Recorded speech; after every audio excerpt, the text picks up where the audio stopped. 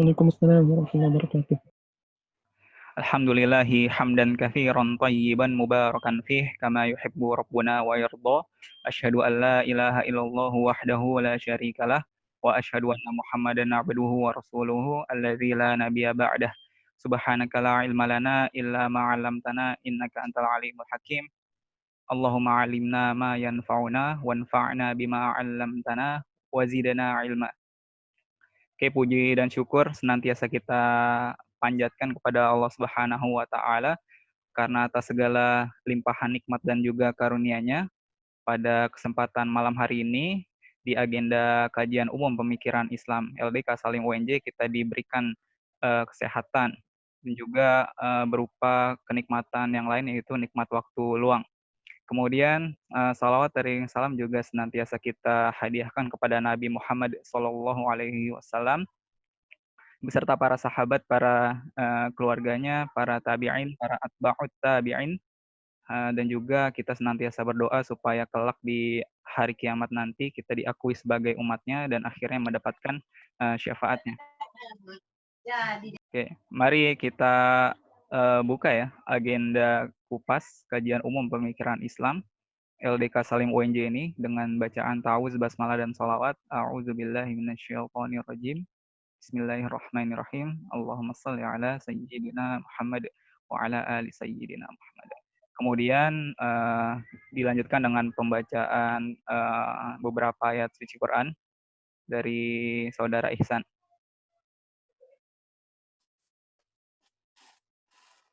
Oke, bismillah. Assalamualaikum warahmatullahi wabarakatuh. A'udzu billahi minasy syaithanir rajim. Bismillahirrahmanirrahim. Ya ayyuhalladzina amanu qu anfusakum wa ahlikum nara وقودها الناس والحجارة عليها ملائكة غلاظ شداد لا يعصون الله ما أمرهم ويفعلون ما يؤمرون يا أيها الذين كفروا لا تعتذروا اليوم إنما تجزون ما كنتم تعملون يا أيها الذين آمنوا توبوا إلى نصوحا عسى ربكم أن يكفر عنكم سيئاتكم ويدخلكم جنات تجري من تحتها الأنهار يوم لا يخزي الله النبي والذين آمنوا معه نورهم يسعى بين أيديهم وبأيمانهم يقولون ربنا أتمم لنا نورنا واغفر لنا إنك على كل شيء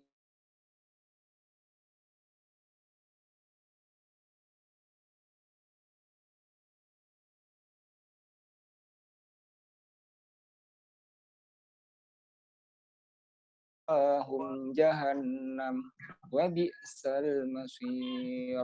Shadaqallahul adzim. Assalamualaikum warahmatullahi wabarakatuh. Waalaikumsalam warahmatullahi wabarakatuh. Terima kasih atas tilawah tadi. Semoga menambah keberkahan agenda kupas malam ini. Oke, pertama saya ucapkan selamat datang buat teman-teman peserta kupas dari berbagai instansi ya, dari UNJ dan juga dari luar UNJ ada juga.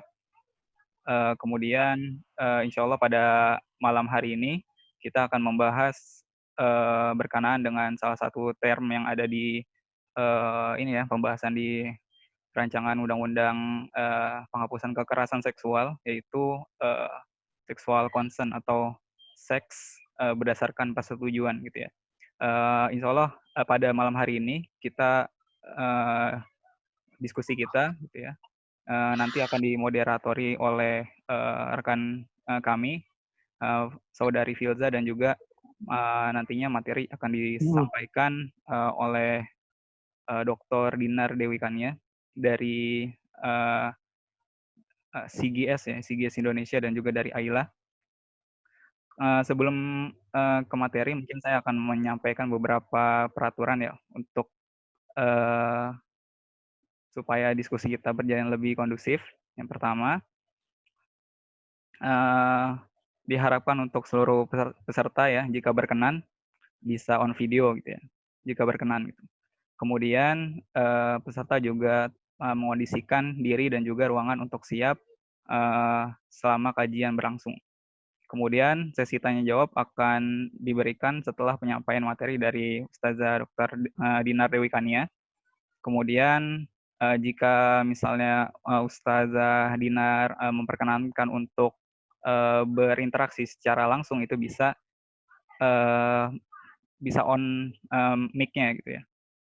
Kemudian nanti sesi tanya jawab bisa disampaikan melalui chat ataupun ingin menyampaikannya secara langsung.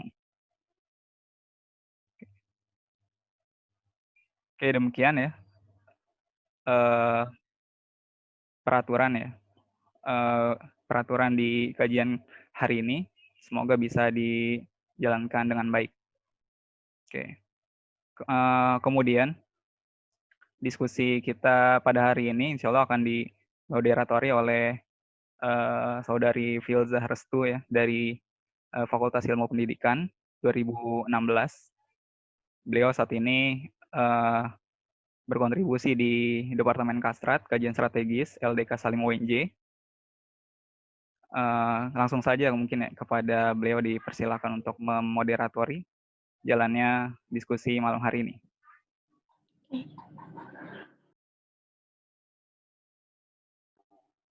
Ya, sebelumnya suara saya kedengaran? Ya, terdengar. Oke, bismillahirrahmanirrahim. Assalamualaikum warahmatullahi wabarakatuh. Alhamdulillahillazi khalaqal arda was sama wa khalaqal insana minat tini wa ma wa ba'asa rasul wal anbiya asyhadu an la ilaha illallah wa asyhadu anna muhammadar rasulullah. Allahumma shalli ala sayyidina Muhammad wa ala ali sayyidina Muhammad.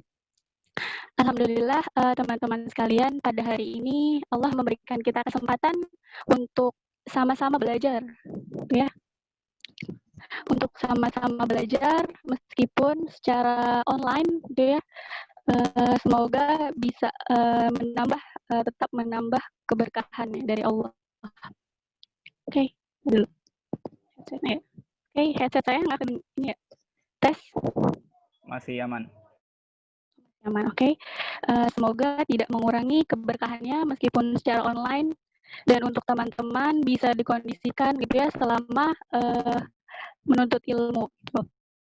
Alhamdulillah pada hari ini ya Allah memberikan kita kesadaran gitu ya, kesadaran yang hakiki gitu, yang mana kesadaran hakiki ini adalah kesadaran yang tidak bisa gitu dijual beli atau diiming-iming dengan jabatan gitu ya, dengan uang gitu ya, ataupun dengan hal-hal lain gitu. Karena kesadaran hakiki ini pada akhirnya adalah kita memahami gitu ya bahwa kesadaran ini adalah kesadaran yang berdasarkan atas keimanan yang kokoh gitu. Ketika kita sedang berada di kajian ini gitu ya, mungkin kita bisa untuk sama-sama akhirnya berpikir sehat gitu ya, yang mana menjadikan keimanan kita gitu sebagai stand view kita gitu. Karena lagi-lagi ini merupakan salah satu PR kita bersama untuk bagaimana membangun generasi kita selanjutnya gitu. Dan sedikit pemantik dari saya gitu ya, terkait RUU PKS ini gitu, yang mana mungkin sudah dirancang sebenarnya sejak lama ya, sejak tahun 2015 dan masuk kepada Prolegnas atau Program Legislasi Nasional pada tahun 2016, masuk ke komisi ini menuai revisi-revisi gitu ya, karena adanya terminologi sex by consent gitu yang akhirnya perlu ditinjau dan dikritisi kembali oleh kita gitu. Karena akhirnya kalau kita mungkin membaca ya artikel dari dokumen-dokumen internasional atau kita buka website dari World Health Organization atau WHO, maka kita akan membaca ada yang namanya garis besar gender based violence. Apa itu gender based violence? Gender based violence ini adalah kekerasan berbasis gender.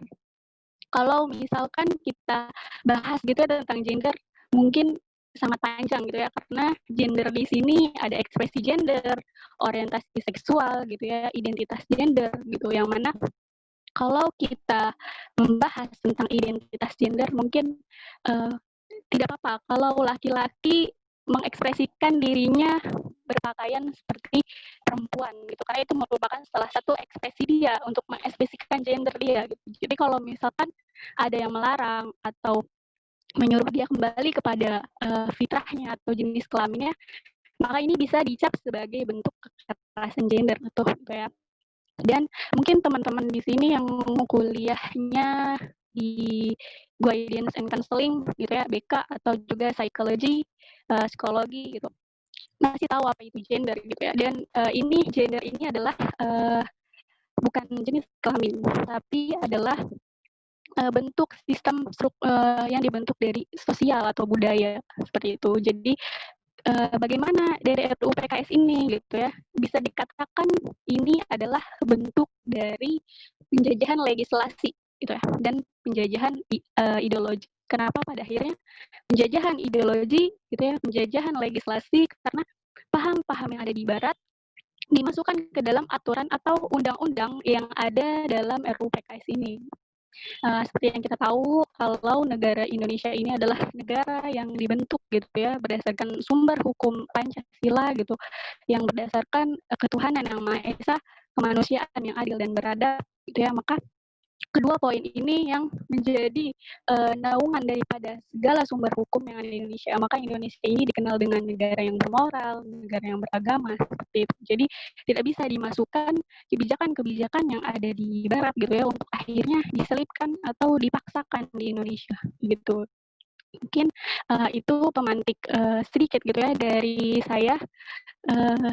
Alhamdulillah Bu Dinar sudah ada di tengah-tengah kita gitu ya beliau. Saya perkenalkan dulu, beliau adalah Dr. Dinar Dewi Kania, salah satu The Center of Gender Studies Indonesia, dan beliau sebagai Ketua Kajian Bidang AILA atau Aliansi Cinta Keluarga. Beliau lulusan doktor program studi pendidikan agama Islam dan pemikiran Islam gitu ya di Universitas Ibnu Khaldun. Lalu beliau adalah kontributor antologi dan juga penulis pemikiran epistemologi Syed Muhammad Naufib Al-Atos gitu ya, dan juga penulis transformasi menuju fitrah LGBT dalam perspektif keindonesiaan. Beliau juga aktif di berbagai kepenulisan artikel dan majalah koran nasional ya. Sudah banyak sekali tulisan-tulisan beliau, mungkin saya singkat aja gitu ya. Salah satunya itu LGBT dan Morality Republika, dan juga Sexualization of Family Values dari Republika. Mungkin langsung aja kepada Bu Dinar, dipersilahkan. Ya, terima kasih Mbak Filzah ya. Bismillahirrahmanirrahim. Assalamualaikum warahmatullahi wabarakatuh. Suara saya jelas, Mbak? Jelas, Bu. Jelas. Alhamdulillah. Innalhamdulillah nahmaduhu wa nasta'inuhu wa nastaghfiruh wa na'udzubillahi min syururi anfusina wa min sayyiati a'malina. May yahdihillahu fala mudhillalah wa may yudlil fala hadiyalah. Asyhadu an la ilaha illallah wahdahu la syarikalah wa asyhadu anna Muhammadan abduhu wa rasuluh. Baik teman-teman, adik-adik dari LDK Salim yang saya sayangi karena Allah. Alhamdulillah hari ini saya bisa bentar ya. Iya, Bu. Tutup pintunya, Dek. Iya, tutup ya.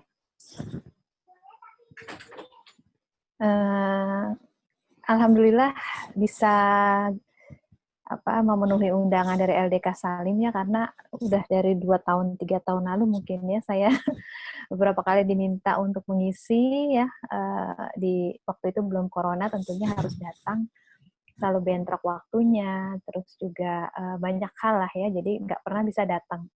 Alhamdulillah hikmah dari COVID ini ternyata membuat kita bisa ketemu ya by online ya, meskipun tentunya kalau di rumah ya kondisinya nggak bisa 100% fokus ya, karena pasti ada pesan-pesan sponsor ya yang memberi presentasi ataupun yang terlibat diskusi pasti sama gitu ya posisinya. Baik, saya akan share PowerPoint sebentar ya, ini mohon izin.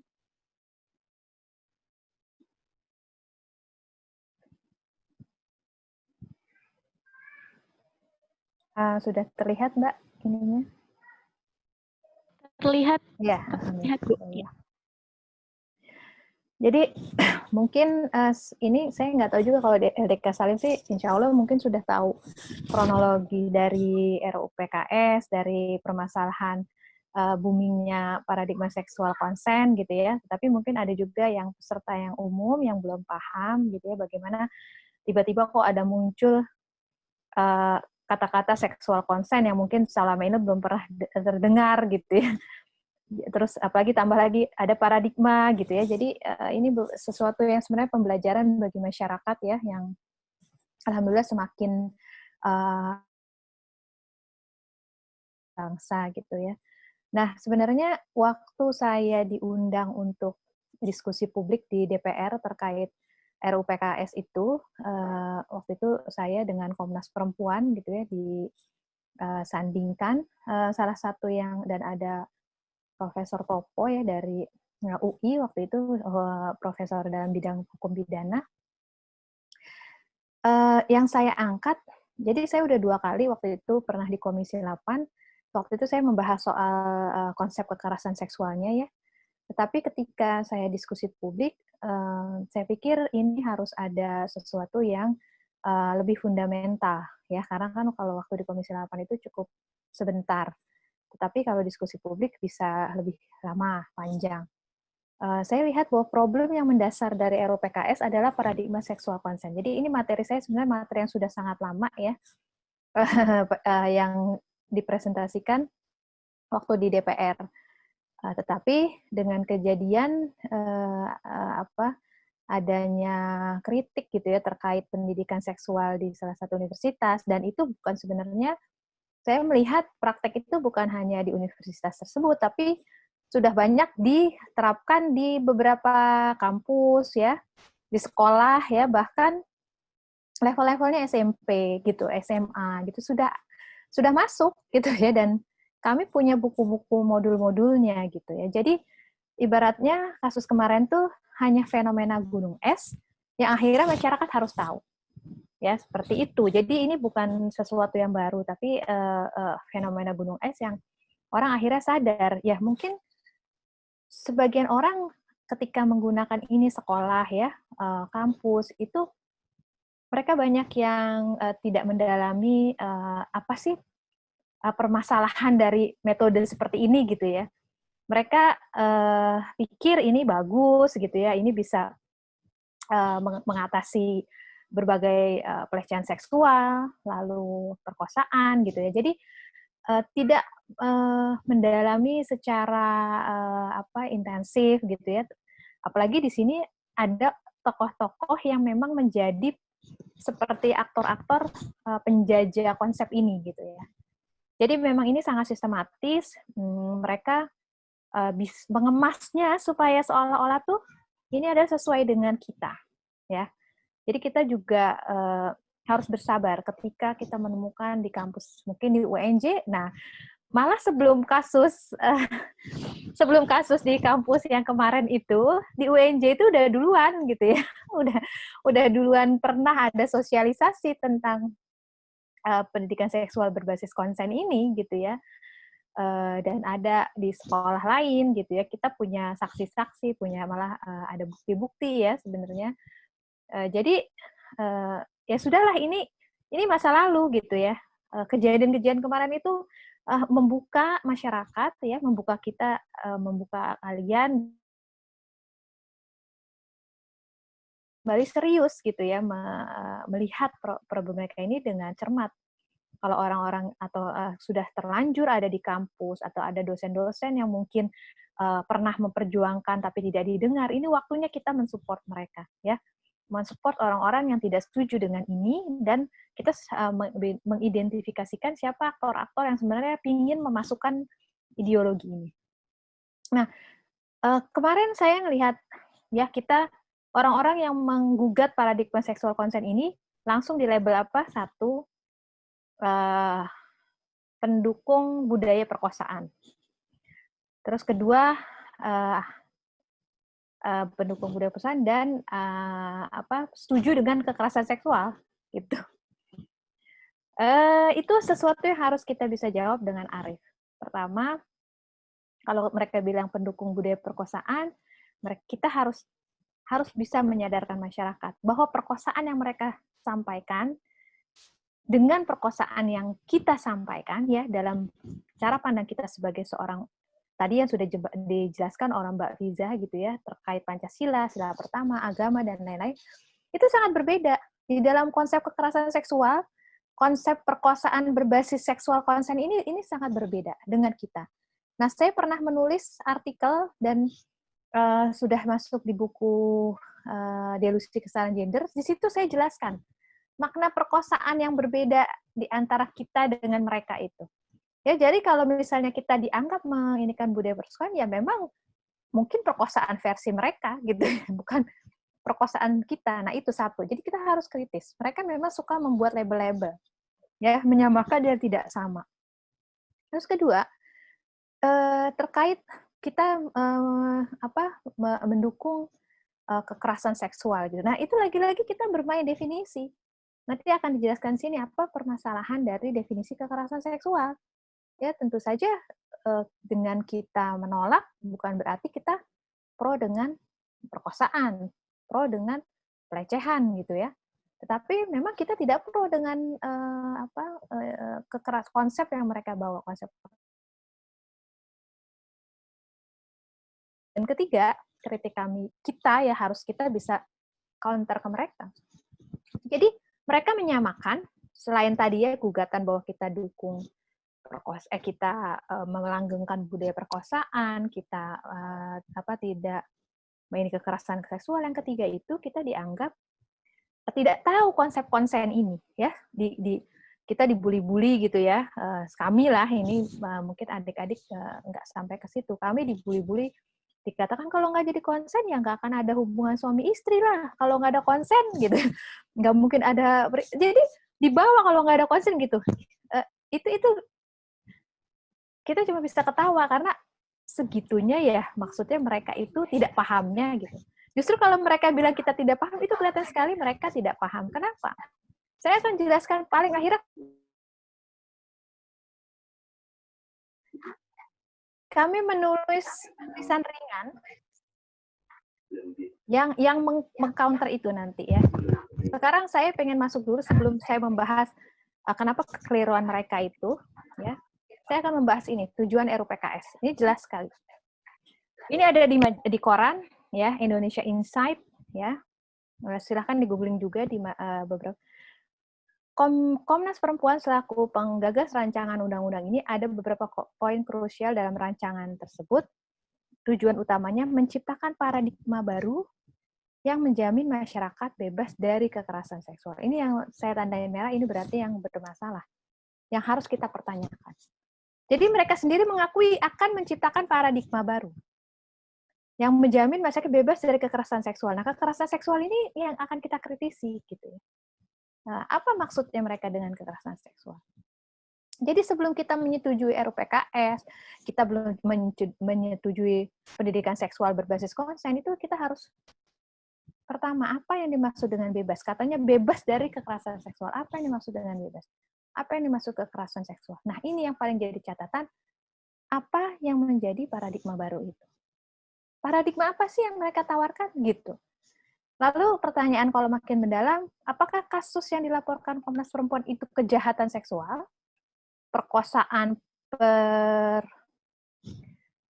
pelecehan ya, atau kasus kekerasan. Ya, karena yang mereka laporkan mayoritas itu adalah kasus perkosaan dan pelecehan yang memang itu adalah kejahatan seksual. Ya, setelah itu dia tambah dengan kekerasan seksual. Apa contohnya? Ya hal-hal yang nanti saya akan perlihatkan.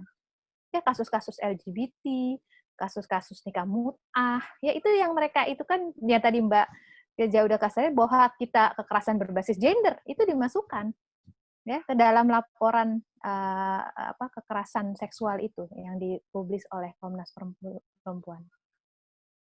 Lalu apa hubungan RUU PKS dengan RUU KUHP dan undang-undang lainnya? Ini juga waktu itu saya bahas, tapi karena waktunya mungkin juga nggak terlalu penting sekarang ya dibahas ya.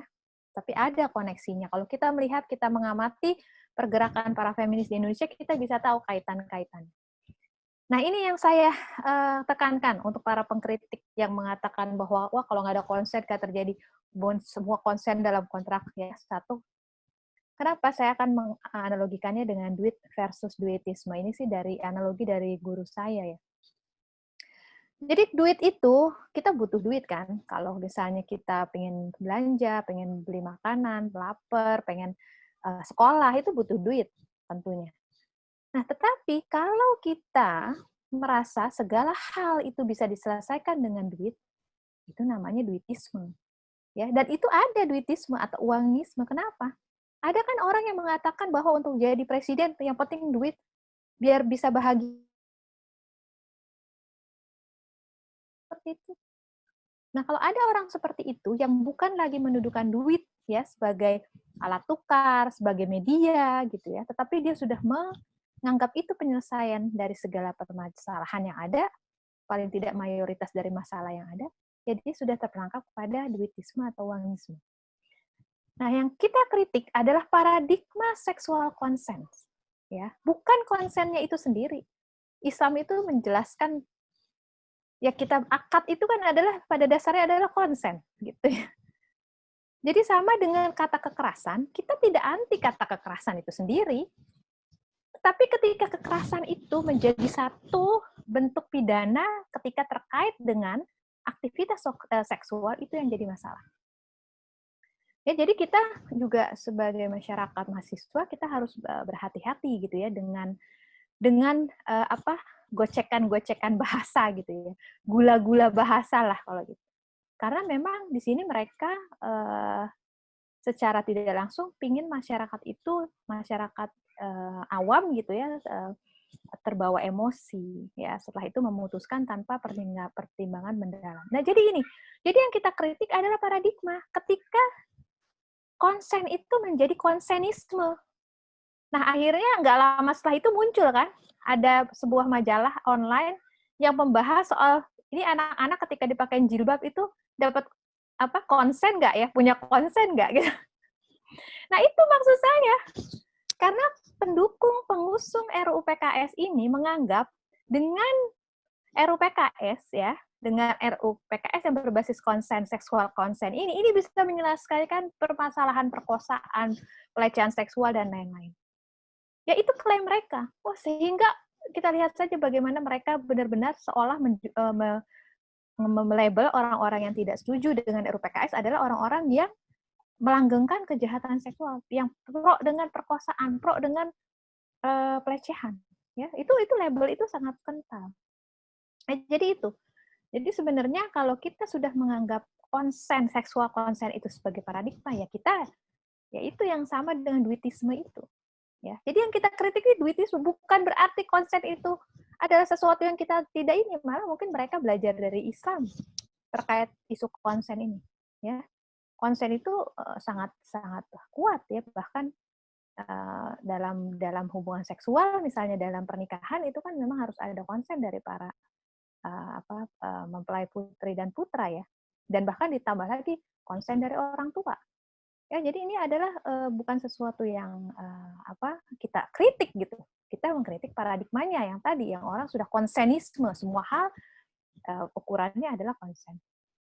Nah, yang perlu saya ini, paradigma itu terkait erat dengan worldview, ya, cara pandang.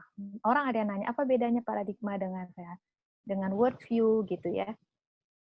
Nah, memang kalau itu mirip, kita sekadang mentranslate worldview, kita kadang-kadang mengatakan itu adalah pandangan hidup gitu ya. Walaupun itu bisa mewakili tetapi tidak komplit. Jadi kalau worldview itu dia sifatnya lebih fix, lebih stabil gitu ya. Dia memang karena ada konsep-konsep kunci yang dari satu muslim dengan satu muslim lainnya itu tidak akan berubah. Orang muslim manapun ketika di dalam konsep itu dia akan sepakat. Contohnya Tuhan adalah Maha Esa. Itu semua muslim dalam konsep Tuhan Islam, Tuhan itu Maha Esa. Lalu apalagi misalnya Tuhan itu Maha Mengetahui. Ya karena banyak orang ya di barat yang dia percaya sama Tuhan, tapi ketika disurvei ya ada survei seluruh dunia, apakah Tuhan Maha Mengetahui? Dia bilang enggak. Ya Tuhan itu hanya mengetahui yang universal, tidak mengetahui yang partikular. Ya itu konsep deism ya, deisme Tuhannya para saintis ya. Jadi dia ini. Nah, itu bukan konsep worldview seorang muslim. Nah, worldview itu sudah ada fix gitu ya. Kenapa? Karena dia menyatukan tadi ya umat muslim dengan cara pandangnya yang memang dimiliki. Kalau keluar dari itu dia akan tidak dianggap seorang muslim lah, kurang lebihnya gitu. Sedangkan kalau paradigma itu lebih cair, ya dia lebih cair, dia bisa tidak fix karena memang bangunan teorinya itu bukan berdasarkan wahyu, ya, atau filsafat yang kuat gitu ya. Karena worldview bisa juga bukan worldview Islam gitu ya, dia tapi punya basis filsafat yang kuat, ya. Tapi kalau paradigma ini memang lebih cair dibanding worldview. Nah, kita harus menimbang permasalahan ini tentunya karena kita seorang muslim ya, kita harus menimbang ini dengan worldview kita ya, worldview of Islam. Kalau orang-orang Kristen ya silahkan gitu ya, tetapi kan amanah Pancasila bahwa kesatu itu Tuhan Yang Maha Esa. Jadi orang Kristen ya silahkan menimbangnya dengan worldview dia ya. Kita sebagai muslim kita punya hak untuk menimbangnya dengan worldview Islam. Nah, makanya permasalahan ini juga harus kita timbang dari kacamata worldview. Saya menelusuri beberapa tadi sudah Mbak Riza juga mencari dari WHO segala macam ya, memang di sini saya mencari definisi kekerasan seksual ya dari WHO ya, di sini kurang lebihnya sih hampir mirip ya, tetapi dia di sini lebih kepada using coercion atau kekerasan. Ya, any sexual act, attempt to obtain sexual act, unwanted sex, comment, or ini mirip depannya dengan RUPKS ya. Using coercion, tapi di sini dia tidak ada secara ini menginikan consent atau persetujuan di dalam definisi WHO. Ya, dia memang nanti ada debat antara bahwa consent itu lebih dari sekedar adanya pemaksaan, ya. Jadi konsen persetujuan itu lebih karena gini, ada hubungan seksual yang memang dia tidak ada. Jadi kalau tidak ada bukti-bukti kekerasan di situ, itu dianggapnya bukan satu kekerasan seksual lah gitu ya. Tetapi kalau ada kata persetujuan berarti tidak perlu ada bukti-bukti kekerasan. Yang penting ada nggak persetujuan dari orang yang melakukan hubungan seksual. Ya itu. Jadi PBB lebih menekankan kepada adanya kekerasan, unsur-unsur kekerasan. Ini memang nanti yang untuk pembuktian ya, kepada pembuktian. Nah kalau di Amerika ada di CDC ya, ini baru muncul nih kata-kata konsen. Ya, saya nggak tahu dokumen PBB lainnya, silahkan dicek karena banyak ya, ada di WHO, ada di berbagai institusi PBB lainnya gitu ya, dan itu tidak juga seragam gitu ya. Tetapi yang saya dapat itu WHO, setelah itu saya bandingkan dengan CDC. Nah, CDC ini memang jelas ya, sexual violence is defined as sexual act committed against someone without that person freely given consent. Nah, ini yang diadopsi nanti di RUPKS. Ya, jadi tadi yang coercion dengan pemaksaan itu diambil juga di RUPKS, dengan freely given consent-nya masuk juga ini di CDC. Ya. Tetapi katanya, even though the CDC's definition of sexual violence were published over 10 years ago, there remain lack of consensus regarding the definition it's various component. Jadi walaupun sexual violence ini katanya sudah di lebih 10 tahun yang lalu, sudah lama lah ya, ini 2014, berarti sekarang udah 16 tahun ya. Tetapi katanya susah untuk mencari konsensus terkait sexual violence ini apa definisinya dan komponen-komponennya apa ya. Jadi ini bukan sesuatu yang mudah ya di barat saja, ini bukan sesuatu yang mudah untuk memberikan unsur-unsur pidana dari kekerasan seksual. Jadi kekerasan seksual itu bagaimana sih mempidanakannya, itu bukan, katanya susah untuk mencari konsensus ya terkait itu. Nah di sini kita akan bandingkan dengan kekerasan seksual menurut Komnas Perempuan ya yang ada di RUU PKS. Jadi plek ini memang definisi ini yang dipakai untuk RUU PKS ya, ini memang definisi dari Komnas Perempuan ya. Nah di sini kita lihat kekerasan seksual adalah setiap perbuatan merendahkan, menghina, menyerang atau perbuatan lainnya terhadap tubuh. Nah ini terkait nafsu perkelaminan ya, hasrat seksual seseorang, fungsi reproduksi. Nah, sekarang yang kita jadi tanda tanya, kalau kita merendahkan atau menghina atau kita mengkritik orang yang punya hasrat seksual, ya sesama jenis, itu bisa kena nggak? Dengan definisi ini? Bisa. Maksud saya bukan bisa. Ini ya bisa. Artinya kita, kalau kita mengatakan kamu jangan suka sama laki-laki dong, itu nggak baik, itu haram, itu dilarang oleh agama, kita bisa kena. Karena hasrat seksual ini nggak jelas sekali. Jadi kita nggak boleh mengomentari, menghina gitu ya. Kan kata-kata menghina, merendahkan, kalau kita bilang bahwa itu hasrat seksual yang biseksual atau yang homoseksual itu haram atau terlarang atau dosa, itu kan pasti akan dianggap rendahan bagi orang-orang yang menganggap itu bukan sesuatu yang tidak normal. Ya, itu sesuatu yang normal. Kalau kita bilang, ih kamu nggak normal, kok suka sama laki-laki, misalnya ada, nauzubillah, misalnya ada teman kita gitu, saya sukanya sama itu, ih kamu nggak normal, kok gitu. Nah itu dianggap merendahkan. Ya ini dikritik sama Dr. Neng Zubaidah ya, ahli hukum dari UI juga, ketika di DPR, bahwa ini dia yang mengkritisi tentang bagaimana bisa ini kata-kata yang sangat ambigu ini masuk di dalam definisi. Ya, padahal ini adalah pidana yang akan mengikat semua orang. Ya, Komnas Perempuan bilang, enggak, nanti enggak begitu definisinya, kita enggak bermaksud untuk menghina LGBT. Siapa yang bisa jamin? Ya, karena ketika sudah jadi undang-undang, ya seperti UU ITE lah sekarang. Semua itu bisa membuat satu tafsiran gitu. Ahli-ahli hukum itu bisa enggak hanya mengacu kepada Komnas Perempuan gitu ya. Dan Komnas Perempuan juga kita nggak pernah lihat mereka tidak mendukung LGBT kok.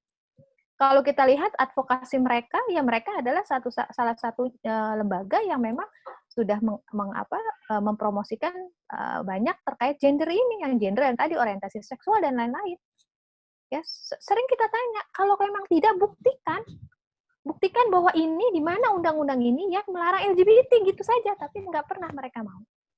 Ya bahkan mereka termasuk yang ketika kita GR, judicial review, mereka menentang kriminalisasi LGBT.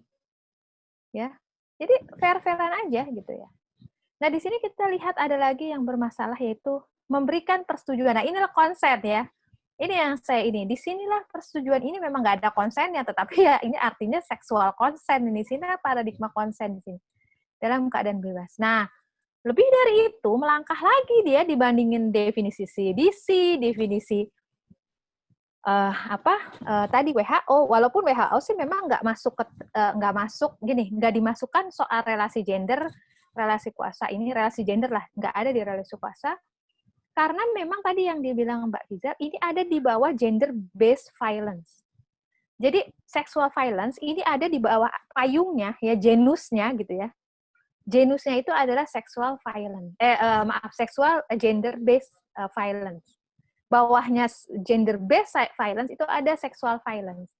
Jadi tanpa dia menyebutkan bahwa ada kekerasan tanpa persetujuan yang terkait gender, dia akan lari ya, kalau di PBB akan lari kepada gender, udah ujung-ujungnya udah pasti gitu.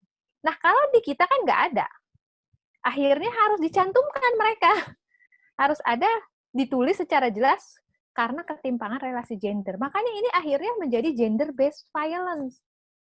Ini yang saya kritik ya ketika di DPR dan ketika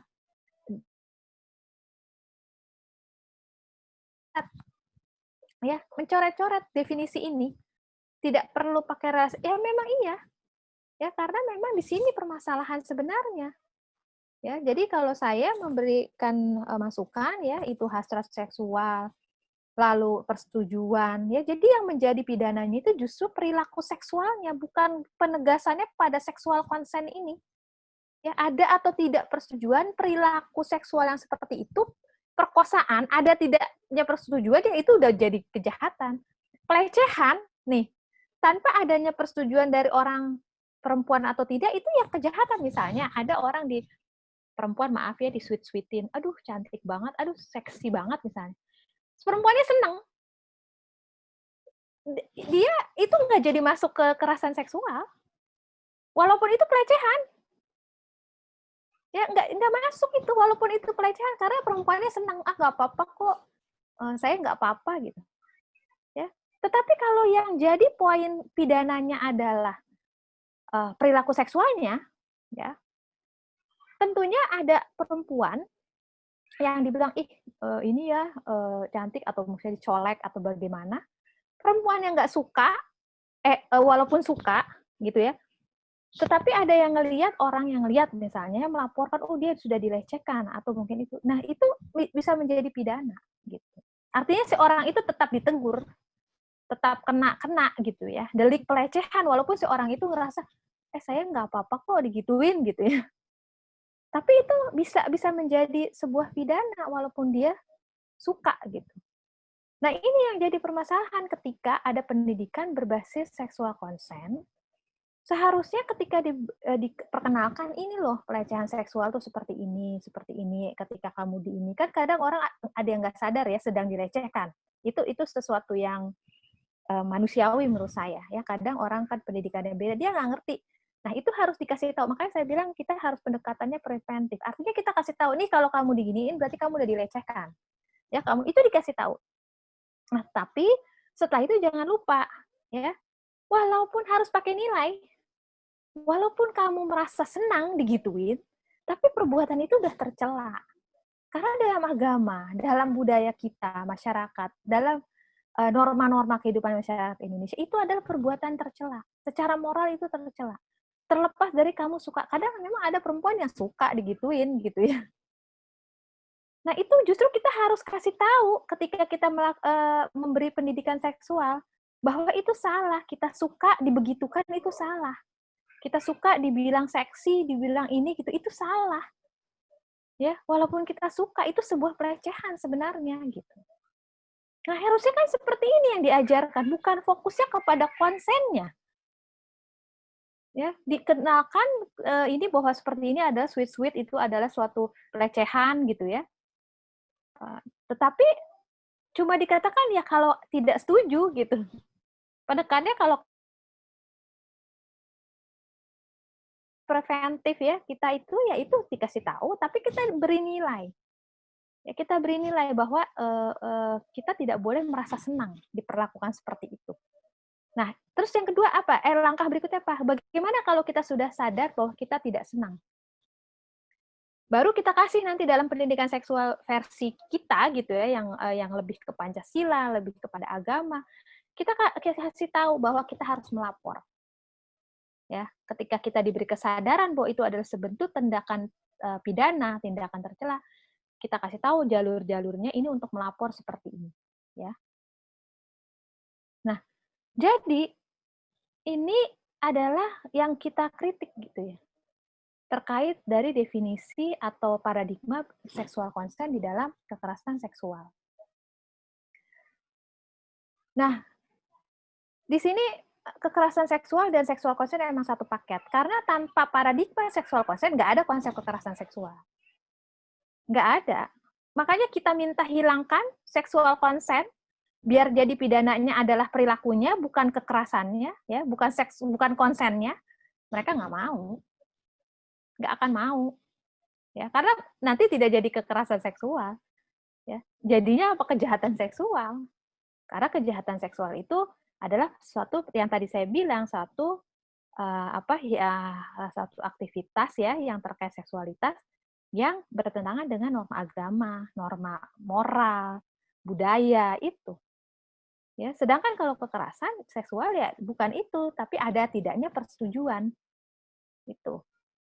Memang seksual konsen ini lahir dengan dari masyarakat yang menganggap aktivitas seksual tidak lagi terkait dengan moralitas. Jadi baik buruknya aktivitas itu diukur dari persetujuan. Jadi gini, artinya di barat itu sudah tidak ada lagi hubungan seksual yang dilarang. Anda mau telanjang, Anda mau selama tidak. Jadi ada namanya harm principle. Selama tidak ya, itu merugikan orang lain, ya tanda kutip, itu bebas aja dilakukan. Jadi zina udah boleh, pakai aborsi sudah boleh, lalu mau LGBT sudah boleh, nggak ada hubungan seksual atau perilaku, atau kita mau pakai baju apa udah boleh, mau telanjang pun juga boleh, udah nggak ada yang diatur. Nah tapi kan mereka tidak mau dibilang orang tidak bermoral, nggak mau, bagaimanapun mereka masih manusia kan, jadi mereka tetap masih menganggap kita itu bermoral. Nah bagaimana untuk merubah moral itu kan terkait baik buruk, ya benar salah. Bagaimana mereka menginikan? Nah, ini kemarin di CGS tuh ada bedah buku, bedah artikel terkait moralitas dan seksual konsen. Jadi, itu ada diskursus tahun 2014 ya, di salah satu jurnal feminis terkait teori-teori dari seksual konsen. Ya. Di situ mereka bilang, jadi dia menjawab bahwa di barat saja itu sebenarnya seksual konsen ini, paradigma seksual konsen itu dianggap transformasi moral. Jadi yang katanya moral itu pakai paradigma seksual konsen. Ya, jadi digeser, bukan lagi bahwa LGBT itu nggak boleh. Jadi intinya transformasi moral itu untuk membolehkan yang dulu tidak boleh, gitulah. Nah, tetapi dibalas sama feminis gitu ya. Nggak begitu. Kita bukan berusaha untuk transformasi moral gitu ya. Kalau saya malah mengatakan itu reformasi moral. Ya, bukan lagi transformasi, kalau transformasi tapi reformasi ya, benar-benar dirombak total gitu. Nah, para feminis itu bilang nggak begitu, karena hubungan seksualitas ketika dua-duanya sudah setuju itu tidak boleh kena judgement moralitas. Itu sudah free from moral katanya gitu ya. Jadi bagaimana itu bisa dimaknai dia itu melanggar moral ya, karena ketika sudah melakukan persetujuan ya, suka sama suka, artinya apapun itu udah dia sadar. Jadi apapun yang dianggap menjijikan bagi masyarakat ya, nanti silakan kalau mau ada artikelnya, kita bedah artikel itu ya, baru aja belum lama ini. Itu udah, walaupun dipandang masyarakat sebagai sesuatu yang menjijikan, itu tidak boleh kena nilai lagi. Makanya jangan heran ketika baca-baca di Twitter, di segala macam, mereka kan pada bilang, kita sebel banget, kenapa sih harus bawa-bawa agama, harus bawa moral, gitu ya. Ya memang iya. Dan dalihnya mereka, karena pendidikan seksual ketika membawa agama, itu dianggap tidak efektif. Ya. Tidak efektif memberantas kejahatan seksual. Kekerasan seksual, tidak efektif karena ada sisi tabu. Kalau pakai agama nanti tabu. Saya tantang ya. Tadi saya pagi bicara di MKFM. Coba cari peradaban mana yang punya aturan terkait seksualitas yang segitu detail dan membicarakan alat kelamin dengan ketika konteks fikih misalnya toharoh sejelas Islam. Silahkan dicari. Ya, ketika kita bicara fikih, ya, toharoh, membersihkan ketika kita, itu memang membahas alat kelamin, dan itu para ulama kita, para mujtahid mazhab sejak ratusan ribuan tahun yang itu membahas saja dengan biasa. Ya, artinya itu bukan sesuatu yang terlarang dalam Islam. Tetapi Islam itu membawa konteksnya kepada hal ya yang memberi nilai. Bahwa nilai ini adalah sebagai bentuk kesucian dan dipakai untuk beribadah. Jadi bukan dalam konteks yang lain dia bicarakan. ketika bicara masalah seksualitas untuk melakukan hubungan seksual, dia membicarakan ini kaitannya dengan apa? Dengan suami istri. Ya, bukan diajarkannya ketika mereka kepada para bujang gitu kan. Tetapi diajarkannya kepada ibu-ibu, bapak-bapak gitu ya, memang terikat dalam pernikahan. Jadi klaim-klaim bahwa kalau pakai agama akan tabu membicarakan itu ngomongnya orang Islam. Mereka sangat tidak paham bagaimana Islam itu sebenarnya sudah adalah agama yang pertama, peradaban pertama yang sangat menempatkan sesuatu itu pada tempatnya, dan tidak tabu membahas sesuatu ya berhubungan dengan seksualitas kalau itu memang pada konteksnya gitu. Ya, tetapi kalau di luar konteks itu menjadi tidak boleh. Nah, itu. Terus yang kedua, ya satu dianggap tabu, terus kedua katanya agama tidak tadi ya. Kalau pendekatannya bukan menggunakan seksual consent ini, itu justru akan tidak efektif ya katanya, karena mereka bilang abstinen atau menahan diri, jadi tidak menunggu hubungan seksual atau menahan ya, mereka bilangnya menahan untuk tidak berhubungan seksual gitu ya, kecuali ketika menikah. Katanya metode seperti itu dianggap tidak efektif untuk menginikan kekerasan seksual. Nah, itu salah satu yang akhirnya orang-orang, oh iya ya, kita harus pakai paradigma konsen ini supaya ya tidak ada kekerasan seksual. Ya, jadi kita tidak pakai norma agama. Ya, itu harus dengan kesadaran ya bahwa itu yang kalau nanti silahkan ya didiskusikan lah sama teman-teman LDK Salim gitu ya. Kenapa mereka tiba-tiba ujuk-ujuk menganggap kalau pakai pendekatan kita tidak menahan diri ya, kita pendekatannya adalah jangan berbuat sebelum menikah gitu ya, dianggap tidak efektif sama mereka. Itu kenapa alasannya? Ada yang tahu nggak? Itu ada di laporan-laporan mereka ya, di CSE yang tadi disebutkan adalah itu tidak malah mereka pakai persandingan. Kalau abstinen atau menahan diri ini yang pakai konsen, kelebihan ini, dan ujung-ujungnya kelebihannya banyak yang paradigma konsen yang menang. Ayo, ada yang ini. Nah, nanti aja ya dijawabnya ya, itu PR ya, tetapi nanti kita bisa lihat di akhir ya jawabannya. Nah, itu lalu kekerasan seksual dan seksual konsen ini memandang tubuh dan seksualitas itu sebagai hak dan bukan kewajiban. Ini perbedaannya dengan cara pandang kita ya sebagai muslim. Tubuh kita dan seksualitas kita ini itu adalah bukan hak, tapi adalah kewajiban. Ketika dibilang bahwa jilbab itu ya bagi mereka, kita setuju kok orang pakai jilbab, tapi asal pilihan, asal konsen gitu. Nah, itu konsenisme itu yang saya bilang. Bukan, konsen itu tidak berlaku kepada hal-hal yang diwajibkan. Ya. Memang ketika kita menjalankan sesuatu yang diwajibkan dengan kesadaran itu bagus. Dengan konsen itu bagus, tapi tanpa konsen pun karena sudah wajib itu harus di jalan raya. Itu kan kewajiban pakai motor. Kalau tidak kan dihukum. Masa polisi ya pokoknya Anda punya hak untuk menggunakan helm atau tidak, ya. Itu pilihan Anda.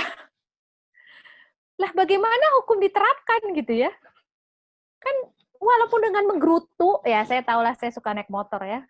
Kalau menggerutu pun kita kesel, berat, pusing ya karena wajib takut ditangkap, walaupun bukan karena kesadaran, karena kita takut ditangkap, itu nggak masalah. Memang kita dipaksa, ada orang-orang yang makomnya itu hanya masih harus dipaksa. Jadi memakai jilbab itu bukan diserahkan kepada itu, tetapi memang harus dipaksakan ya karena itu kewajiban. Dan barulah pemaksaan itu ya itu kan dari menghikat ya karena untuk tidak mendapatkan hukuman di akhirat gitu ya. Itu harus dikasih plus kesadaran bahwa ini baik untuk Anda, baik ketika menutup jilbab dengan begini-begini gitu ya. Dan akhirnya orang itu menerima dengan ikhlas. Sama seperti pakai helm. Ketika kita menggerutu, capek, berat gitu ya, aduh pusing. Tetapi ketika tahu manfaatnya, dikasih tahu dan lain-lain, ya kita yang tadinya menggerutu, ya sudahlah, alhamdulillah kita sadar bahwa ini bukan buat kepentingan kita, bukan buat kepentingan polisi atau orang lain. Ya, ngapain sih polisi capek-capek nilangin gitu kan? Tapi kan buat kita. Nah, akhirnya kita jadi sadar yang tadinya terpaksa. Sama, karena itu memandangnya adalah kewajiban. Seksualitas tubuh itu sama posisinya. Jadi, saya sangat sedih ketika debat kewajiban jilbab itu masih menjadi perdebatan gitu ya di masyarakat kita.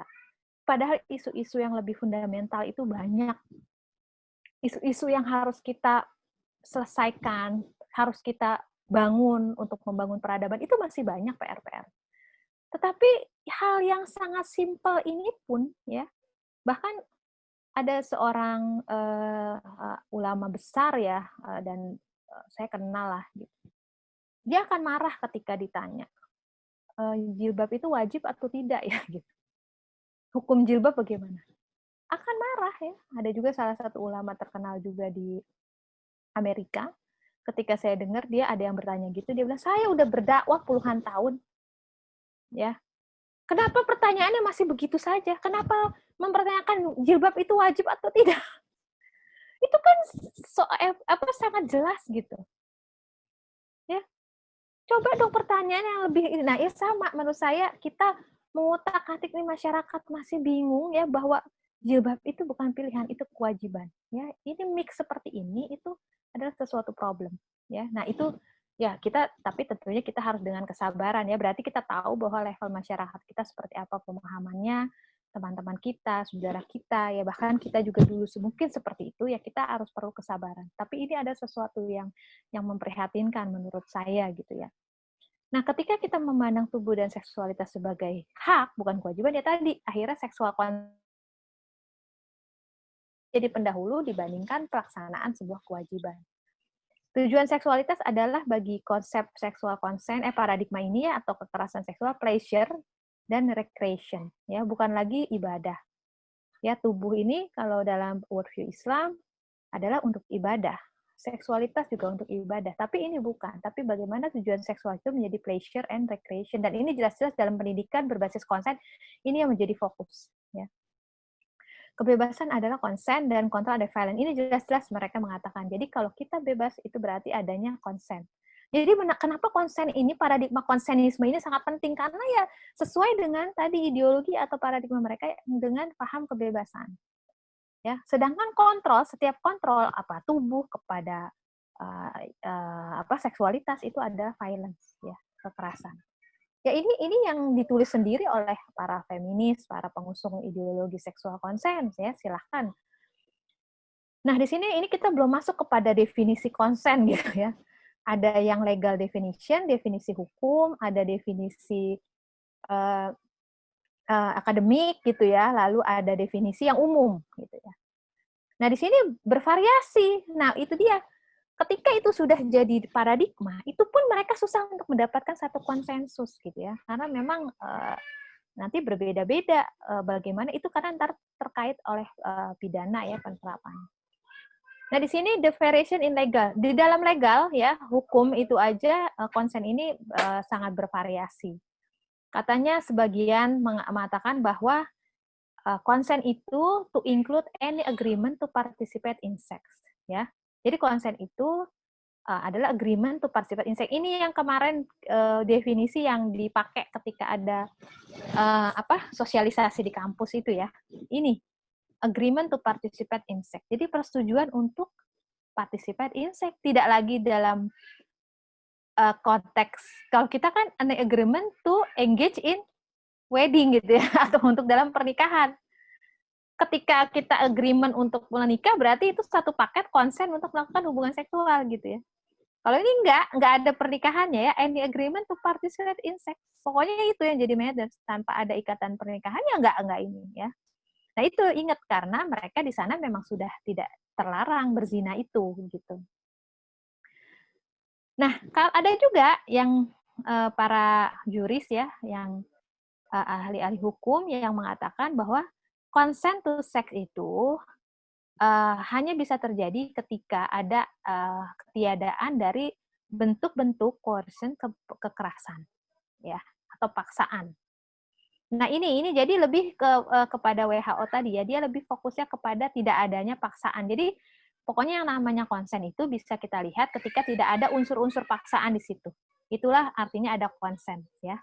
Kalau yang tadi ini lebih kepada agreement, ya. Jadi nggak ada unsur paksaan, tapi dilihat ada nggak kesepakatan, ya, ada nggak persetujuan, ya, gitu. Nah itu dari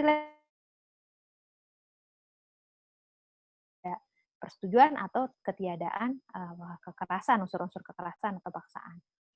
Lah ada juga yang mendefinisikan konsen, ya. Ini yang scholarly, ya, berarti akademis dan populer, ya. Ini sama. Jadi several author imply that consent is any agreement to participate in sex. Jadi beberapa penulis consent itu agreement to participate in sex. Ini yang dipakai ya di Indonesia tuh ini nih. Other scholars are careful to define consent as something that can only take place in absence of. Ini sama. Ini berarti mazhabnya tadi. Jadi consent itu ketika tidak adanya paksaan, ya, tidak adanya kekerasan, tidak ada unsur-unsur kekerasan, tidak ada unsur paksaan, itu namanya ada consent, ya. Hickman and Murat define consent as free verbal or non-verbal communication of feeling willingness. Nah, dia udah mulai teknis nih. Jadi ada verbal, harus ada pengakuan, saya setuju, ya saya mau melakukan seks dengan Anda.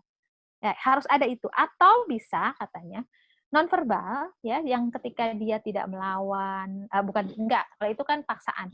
Ketika dia terlihat senang, terlihat enjoy, itu adalah katanya juga dimasuk consent, ya. The deliberate use of word is free is consistent with the view for. Nah ini ya, ini maksudnya ada tadi free, tidak adanya pemaksaan gitu ya, bahwa dia bebas mengutarakan persetujuannya, itu juga jadi sesuatu yang diutarakan. Nah ini yang jadi waktu di DPR itu lupa berapa tahun lalu ya, ketika RUU PKS itu, saya bilang kalau nanti RUU PKS ini ada, nanti kita harus dipaksa di sekolah itu mengajarkan teaching consent, gitu ya. Ternyata sudah ada, RUU-nya belum jadi, ternyata pengajaran konsen ini udah dilakukan gitu ya, padahal undang-undangnya belum disahkan gitu ya, tetapi prakteknya ternyata sudah di itu gitu. Ya memang ini sudah sesuatu yang sistematis menurut saya. Jadi on the main assumption behind sexual violence prevention, ya, education is that people do not how to consent to sex and thus need to be taught. Jadi katanya kenapa ada banyak sexual violence, kekerasan seksual, itu karena ternyata orang itu tidak tahu bagaimana mengekspresikan, mengkomunikasikan persetujuannya di dalam aktivitas seksual. Jadi harus diajarkan. Ingat ya, jadi kuncinya, karena kenapa ada kekerasan seksual? Karena orang itu nggak tahu bagaimana mengkomunikasikan kalau dia pengen melakukan hubungan seksual. Ya akhirnya karena ketidaktahuan itu, tidak pengertian itu jadilah jadi kekerasan. Ya. Nah makanya kan kita lihat jadi kenapa nanti bisa misalnya ya, bisa jadi berkurang katanya sexual violence ya. Karena yang tadinya mungkin bentuk perkosaan, itu gimana caranya diajarkan supaya orang itu sehingga tidak jadi pemaksaan. Jadi yang tadinya perkosaan jadi berzinahan gitulah kalau di barat tuh. Jadi dengan teaching consent ini hanya menggeser yang tadinya jadi kekerasan karena dia nggak melakukan, iya saya mau melakukan hubungan seksual. Ya tidak ada verbal atau tidak ada ciri dan verbal, akhirnya jadi kekerasan, nggak ngerti bagaimana mengkomunikasikan. Akhirnya ya itu yang tadinya jadi kekerasan, dengan orang-orang diajarkan bagaimana cara berkomunikasi supaya ada kesepakatan untuk bikin negosiasi gitu ya, akhirnya jadi perzinahan. Ya makanya waktu itu Bu Rita ya itu cerita bahwa kekerasan ya memang mungkin mereka mengklaim ada penurunan kekerasan, tetapi penjualan kondom makin banyak, aborsi makin banyak. Ya karena hanya memindahkan gitu ya. Jadi klaim-klaim bahwa ini lebih efektif, maksudnya kayak gitu. Tadi kan saya tanya, kenapa dianggap ini lebih efektif gitu ya? Dengan seksual konsen ini lebih efektif untuk menekan jumlah kekerasan seksual menurut mereka di barat. Ya iya, karena yang tadinya mereka terjebak kepada sebuah pemaksaan dianggap perkosaan, pelecehan, itu menjadi bentuknya perzinahan karena ada agreement. Tapi ternyata kenyataannya kalau kita lihat tabel ya, nggak tahu tahun berapa, kekerasan seksual yang terbanyak itu tetap di negara-negara barat. Sampai sekarang itu bahkan ada di artikel saya baca 1:3. Jadi dalam 3 orang orang Amerika itu pasti satunya dari 3 orang itu pernah mengalami kekerasan seksual. Ya padahal ini sudah dari tadi berapa belasan tahun gitu ya diajarin udah puluhan tahun mungkin seksual konsen ini menjadi paradigma mereka. Ya, karena kenapa konsen itu cair? Nah itu, ini salah satu yang perlu disadari. Konsen itu fluid. Jadi saat ini orang itu bisa rela melakukan hubungan seksual, besoknya nyesel. Kenapa saya mau ya? Nah, itu bisa berubah. Jadi akhirnya dia yang tadinya berubah, mungkin berubahnya karena kesel, ternyata cowoknya itu bukan cuma sama dia doang ya, bilang cinta apa segala macam, akhirnya jadi konsen. Ternyata dia main sama orang lain, dia kesel, akhirnya dia nyesel, akhirnya dia menganggap bahwa dia telah melakukan pelecehan atau perkosaan lah. Ya, karena tidak ada konsen. Berubah tadinya yang tadi konsen karena dia kesel jadi itu. Nah, akhirnya laporannya kekerasan seksual, makanya mungkin seperti itu di barat.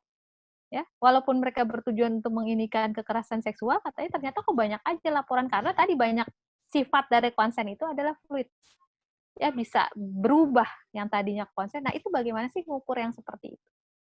Nah, ini salah satu yang kritik juga para ahli hukum ya, yang mengkritik bahwa ini nggak bisa diterapkan di Indonesia. Ya, bukan, silahkan baca yaitu beberapa komentar orang ahli hukum yang memang masih menggunakan perspektif keindonesiaan, itu mereka tidak setuju karena sulit ya menjeratnya karena memang budaya kita beda gitu. Kalau di sana ya memang karena udah boleh segalanya, perzinahan boleh dan lain-lain boleh, ya sudah yang diukur enggak. Jadi ada yang bilang kamu dipaksa, ada yang bilang kamu rela enggak. Kalau rela itu dia lebih fokusnya kepada konsennya. Konsennya itu yang kepada verbal atau tadi non verbal. Ya. Jadi in general this type of prevention teaching is about improving. Nah, makanya kan mereka waktu itu bilangnya kita bukan mengajarin seks bebas kok. Ini adalah prevention ya. Rape prevention. Jadi tindakan preventif pengajaran untuk mencegah kekerasan seksual. Ya gimana caranya? Dengan improving communication during sex ya. Tadi diajarin supaya kamu ya udah kalau mau melakukan seksual asal jangan jadi kekerasan. Harus dipastikan itu setuju dulu orangnya gitu. Ya, jangan sampai dia nggak setuju nanti kamu bisa kena gitu. Ya, itu kan bahaya sekali gitu. Kalau kita harus teaching consent ya konsekuensinya seperti itu. Kita mengajarkan bagaimana mengkomunikasikan. Ya. Kesepakatan, persetujuan ya. Nah, katanya underlying this education, kenapa pentingnya pendidikan berbasis konsen? Ada dari pendidikan ini, ada underlying assumption. Jadi, asumsi yang terbawahnya itu, that young people do not know how to effectively communicate about sex. Jadi, banyak kekerasan. Itu, edukasi konsen ini penting karena anak-anak muda itu nggak tahu secara efektif communicate about sex. Misalnya, maaf aja ya, di barat, kalau kita ini mungkin dia udah masih muda, masih kecil, tapi dia sudah karena dieksploitasi sejak kecil sudah mendapatkan eksploitasi dari pornografi dan lain-lain, akhirnya dia nggak ngerti ya karena masih kecil ya, tetapi dorongan seksual yang sudah tinggi, akhirnya dia mungkin pacaran atau seperti apa ya, akhirnya dia nggak lagi pakai minta persetujuan ya, langsung aja merasa kalau sudah pacaran ya sudah dia bebas melakukan itu gitu. Nah akhirnya kan jadinya kekerasan. Karena nggak ada persetujuan. Nah, nanti di sini di education based consent, ini anak-anak di barat itu diajarin untuk kalau kamu mau seperti ini loh, harus caranya gini. Pastikan dulu partner kamu itu, pacar kamu itu setuju ngomong yes, I agree. Ya kalau I agree to do it with you. Ya, I am happy, I like. Itu ada bahasa konsen tuh diajarkan. Silakan modul-modul CSE, Comprehensive Sexual Education tuh yang Family Watch International buka gitu ya, itu ada modul-modul yang seperti itu. Ya bagaimana supaya ada komunikasi sehingga orang-orang yang pacaran itu tidak jadi perkosaan, ya, tetapi jadinya hubungan suka sama suka. Nah, educator can build on the knowledge that participants already have about how to negotiate sex. Ini jadi diajarin pendidikan berbasis konsen itu di Barat adalah bagaimana menegosiasikan seks.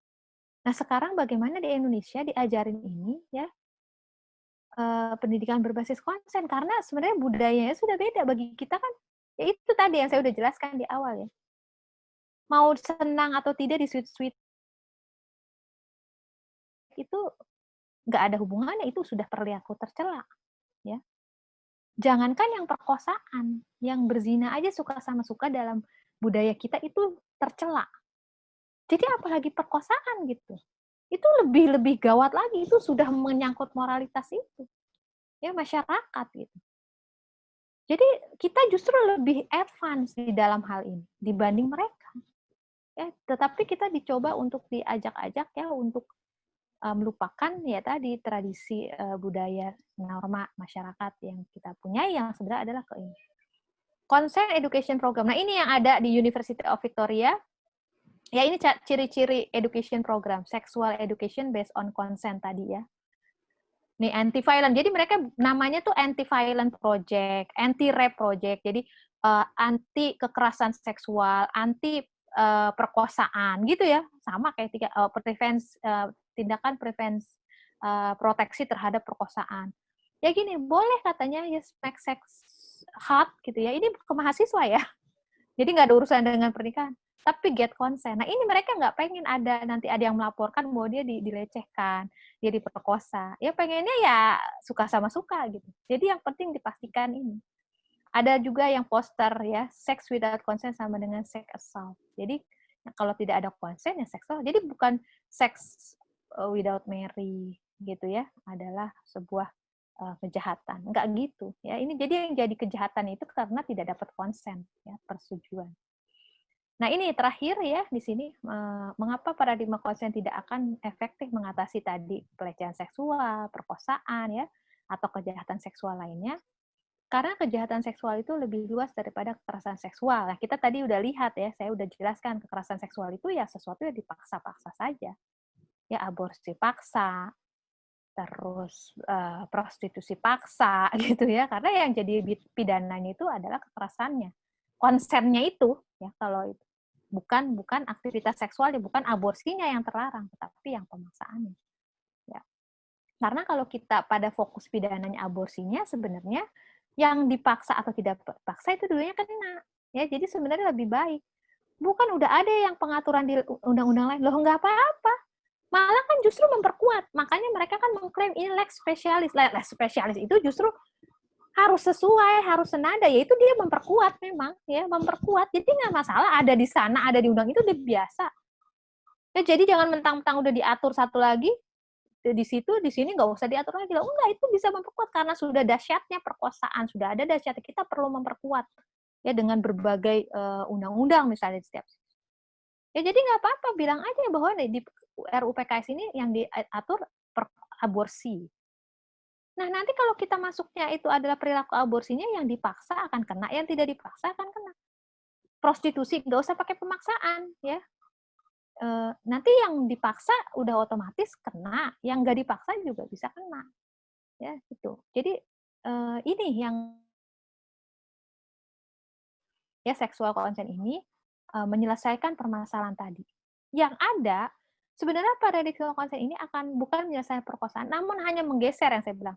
Perkosaan atau pelecehan menjadi perzinahan, yaitu dengan membuat seseorang mendapatkan persetujuan melakukan hak sudah tanpa harus memaksa. Dengan apa? Dengan tadi mengkomunikasikan dengan how to negotiate sex, ya, menggunakan bahasa konsen. Memang di sini belum sampai ke sini, ya. Ada sebagian modul-modul yang sudah diuji cobakan dan itu sudah mengadopsi dengan sangat gamblang ya.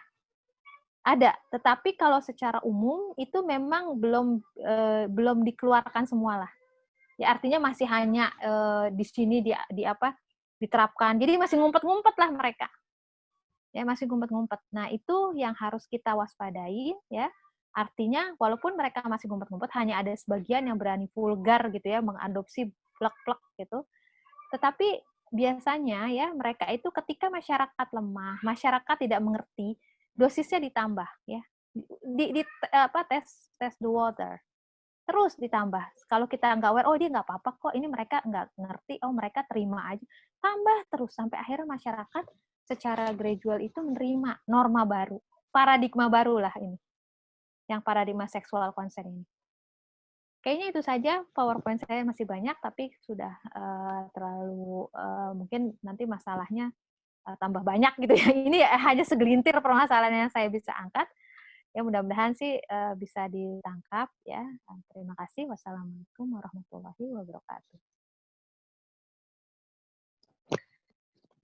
Alhamdulillah, jazakillah khairan kasiran kepada Bu Dinar ya. Alhamdulillah udah ada 3 pertanyaan nih Bu. Dari, coba lihat dulu.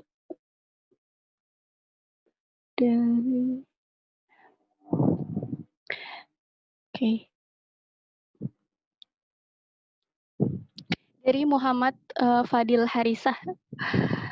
Assalamualaikum warahmatullahi wabarakatuh. Yang terhormat Ibu Dinar Kania dan teman-teman semua, mohon izin bertanya ke Ibu Dinar. Ketika hanya fokus ke sex consent, membuat untuk bisa bagaimana melegalkan pada seks.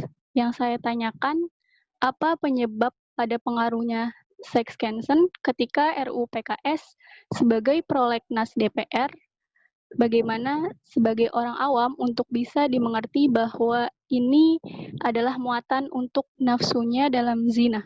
Terima kasih. Wassalamualaikum warahmatullahi wabarakatuh.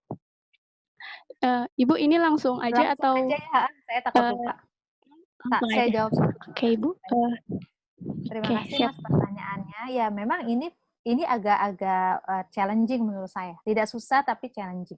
Bagaimana mengkomunikasikan, ini kan sesuatu paradigma itu adalah pemikiran, filosofi. Artinya pemikiran ini memang harus sangat detail, kita mengerti permasalahannya, Nah, bagaimana ini mengkomunikasikan konsen ini bisa berujung pada pelegalan perzinahan. Ya tadi kan kalau saya jelaskan secara gamblang tadi, mudah-mudahan sudah paham. Memang tidak secara otomatis gitu ya, langsung slek, Anda boleh berzina. Anda enggak begitu, memang enggak akan seperti itu. Di Barat pun tidak seperti itu. Ya, tetapi dia adalah konsekuensi logis. Ya, ketika yang jadi bentuk pidananya itu hanya yang kekerasannya, ya otomatis yang berzina itu tidak akan kena tadi. Yang suka, semua hubungan yang suka sama suka itu nggak akan kena. Yang LGBT dengan kesepakatan dengan itu tidak akan kena. Ya, padahal di tujuan kita pengen memperbaiki KUHP ya, kemarin kita JR itu supaya LGBT ini bisa misalnya tercapai. Nah, nanti yang tadi saya bilang, yang tadinya sebenarnya bentuknya perkosaan karena nanti ada diajarkan komunikasi, konsen dan lain-lain, nantinya memang akhirnya bukan perkosaan tetapi lahirnya ke zina. Ya tadi yang di masyarakat barat ya akhirnya tadi kondom jadi makin banyak. Ya aborsi makin ini. Malah saya pernah, tapi saya lupa, saya nyari-nyari lagi datanya. Mungkin teman-teman tahu waktu kasus ada referendum untuk pelegalan aborsi di Irlandia, ya betul.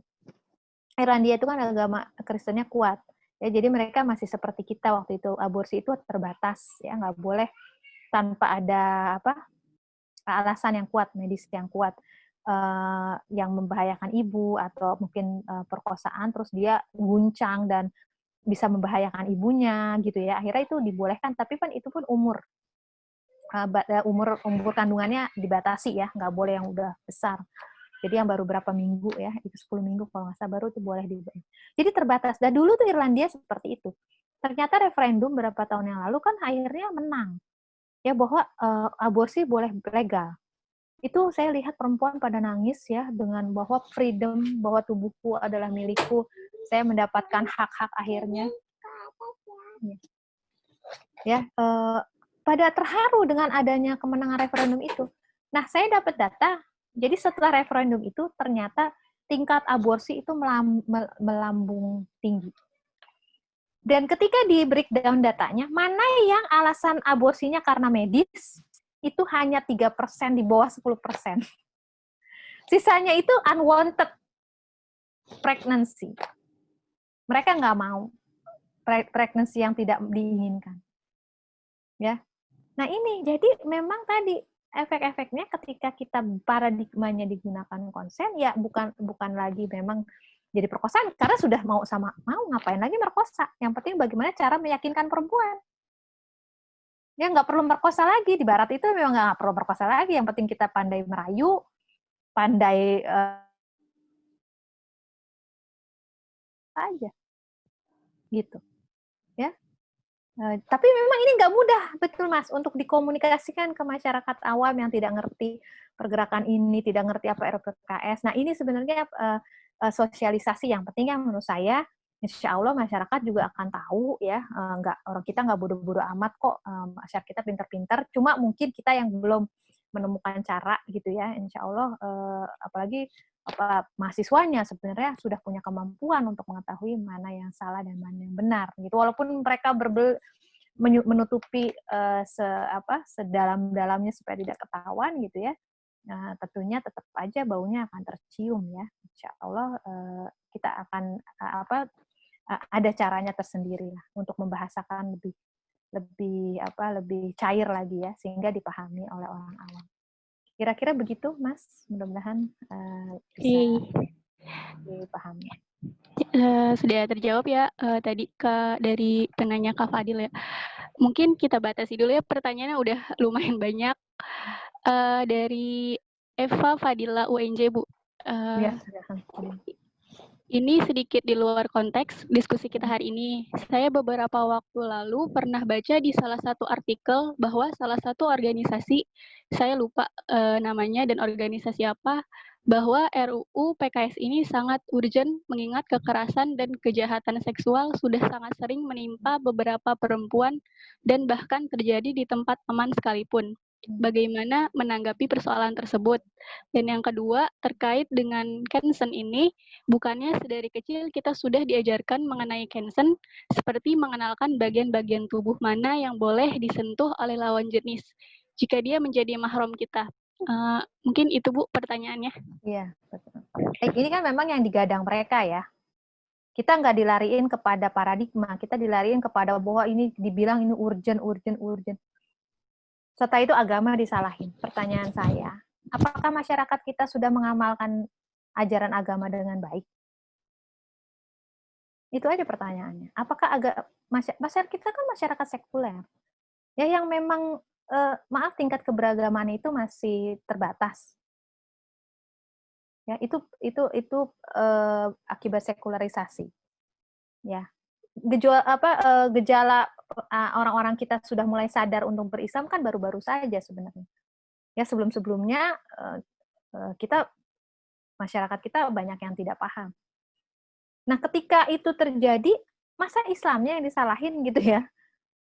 Agamanya yang disalahin tuh gara-gara pendekatannya agama, perkosaan tambah banyak, pelecehan tambah banyak, kekerasan seksual tambah banyak. Selain agama, padahal agamanya nggak diterapin gitu. Berarti kan yang ada yang salah itu, pertama, makanya kalau saya ditanya, kalau benar-benar memang ingin menyelesaikan permasalahan seksual, itu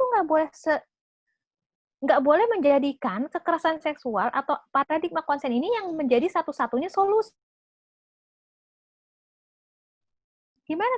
Ini harus terkait apa? Satu pertama, ya sudah nggak bisnis pornografi itu kita batasi? Emang ada undang-undang pornografi, tetapi apakah itu sudah diterapkan dengan efektif? Karena ini terkait erat. Ya, pornografi selama masih marak, perkosaan ya dan lain-lain itu akan meraja gitu. Ketika pornografi ini tidak bisa kita bendung. Tetapi feminis kan, karena silahkan baca ya di jurnalnya mereka itu, Kata mereka, pornografi itu bukan penyebab perkosaan, bukan penyebab kekerasan seksual. Tidak ada hubungannya antara pornografi dengan kekerasan seksual. Itu yang mereka coba utarakan ke kita, ya, komunikasikan, sosialisasikan, nggak ada hubungannya. Malah di dalam jurnalnya mereka itu ditulis orang negara-negara yang munafik, maksudnya munafik ini mempunyai undang-undang pornografi, melarang pornografi, itu justru akan menjadi orang negara yang angka kekerasan seksualnya paling tinggi. Karena munafik gitu. Dan itu mereka nggak punya data-data loh, tidak menyampaikan argumen yang valid, tidak menyampaikan data, hanya membuat asumsi-asumsi saja. Ya, dan kita kemakan. Nah itu, kalau kita tidak menjadi orang yang logis, yang kritis, yang tertib berpikir gitu ya, nggak usahlah jadi orang yang berislam, tapi kita tertib aja dalam logika dan lain-lain, kita pasti tidak akan bisa terbawa. Apalagi kalau kita punya worldview Islam, punya pemikiran Islam, itu lebih canggih lagi. Ya, tetapi sebenarnya kayak itu seperti propaganda, Mbak Eva ya. Jadi bahwa orang yang itu pornografi ya, munafik yang melarang-larang yang seperti itu malah akan angka kekerasan tinggi ya, tanpa dia paham dengan apa yang diomongkan ya, karena memang sudah terbukti rata-rata orang yang merkosa itu setelah terpapar pornografi ya, itu sudah ada korelasinya sangat tinggi ya. Silakan di Amerika, di mana-mana tuh setelah mabok ya, merkosa itu dan setelah terpapar pornografi. Nah itu ya, jadi pertama pertanyaan saya ketika itu, satu, apakah industri pornografi sudah diinikan gitu ya, sudah diefektifkan semua untuk dilarang, untuk dibatasi dan lain. Kedua, apakah ya caranya, apakah masyarakat kita ya sudah tadi diajarkan ya pendidikan ya yang berbasis tadi norma agama, norma susila. Sudah nggak diajarin yang sebenarnya? Sudah nggak? Kalau sudah diajarin, oke, bisa sudah nggak dilaksanakan itu? Ya, tapi kan enggak, kita gaya hidup kita makin sekuler, makin bebas, ya nggak ada batas-batasan. Nah tiba-tiba ada klaim perkosaan makin tinggi segala macam, padahal upaya-upaya pencegahannya tidak dilaksanakan. Nah contohnya bagaimana? Ketika kita mau mencegah adanya kriminal, rampok di rumah, dilakukan untuk mencegah supaya tidak ada, kita tidak jadi korban penjabretan, kita atau rumah kita tidak kemasukan maling, kerampok. Mbak Fizal, mungkin apa yang perlu kita lakukan supaya kita nggak jadi korban penjambretan? Kalau saya misalkan tas taruh hati-hati di depan seperti itu Bu, terus di sleting dengan rapi kayak isinya gitu, terus yang barang-barang penting ditaruh di lebih prioritas paling dalam kayak gitu. Terus jangan pakai emas ton ya di kalung, gelang ya kan, naik angkot terus pakai itu kan tindakan preventif untuk mencegah kejahatan. Dalam hal ini bukan perkosaan tapi itu. Sama ketika kita tidak mau rumah kita digarong, biasanya kita pakai apa? Pakai CCTV, kita mengunci rumah, ya kita melakukan upaya. Tapi kalau sudah masih kegarongan ya berarti itu takdir gitu ya. Berarti itu. Karena kenapa prinsip itu harus kita terapkan? Karena di sana ada orang-orang yang memang sudah punya niat jahat.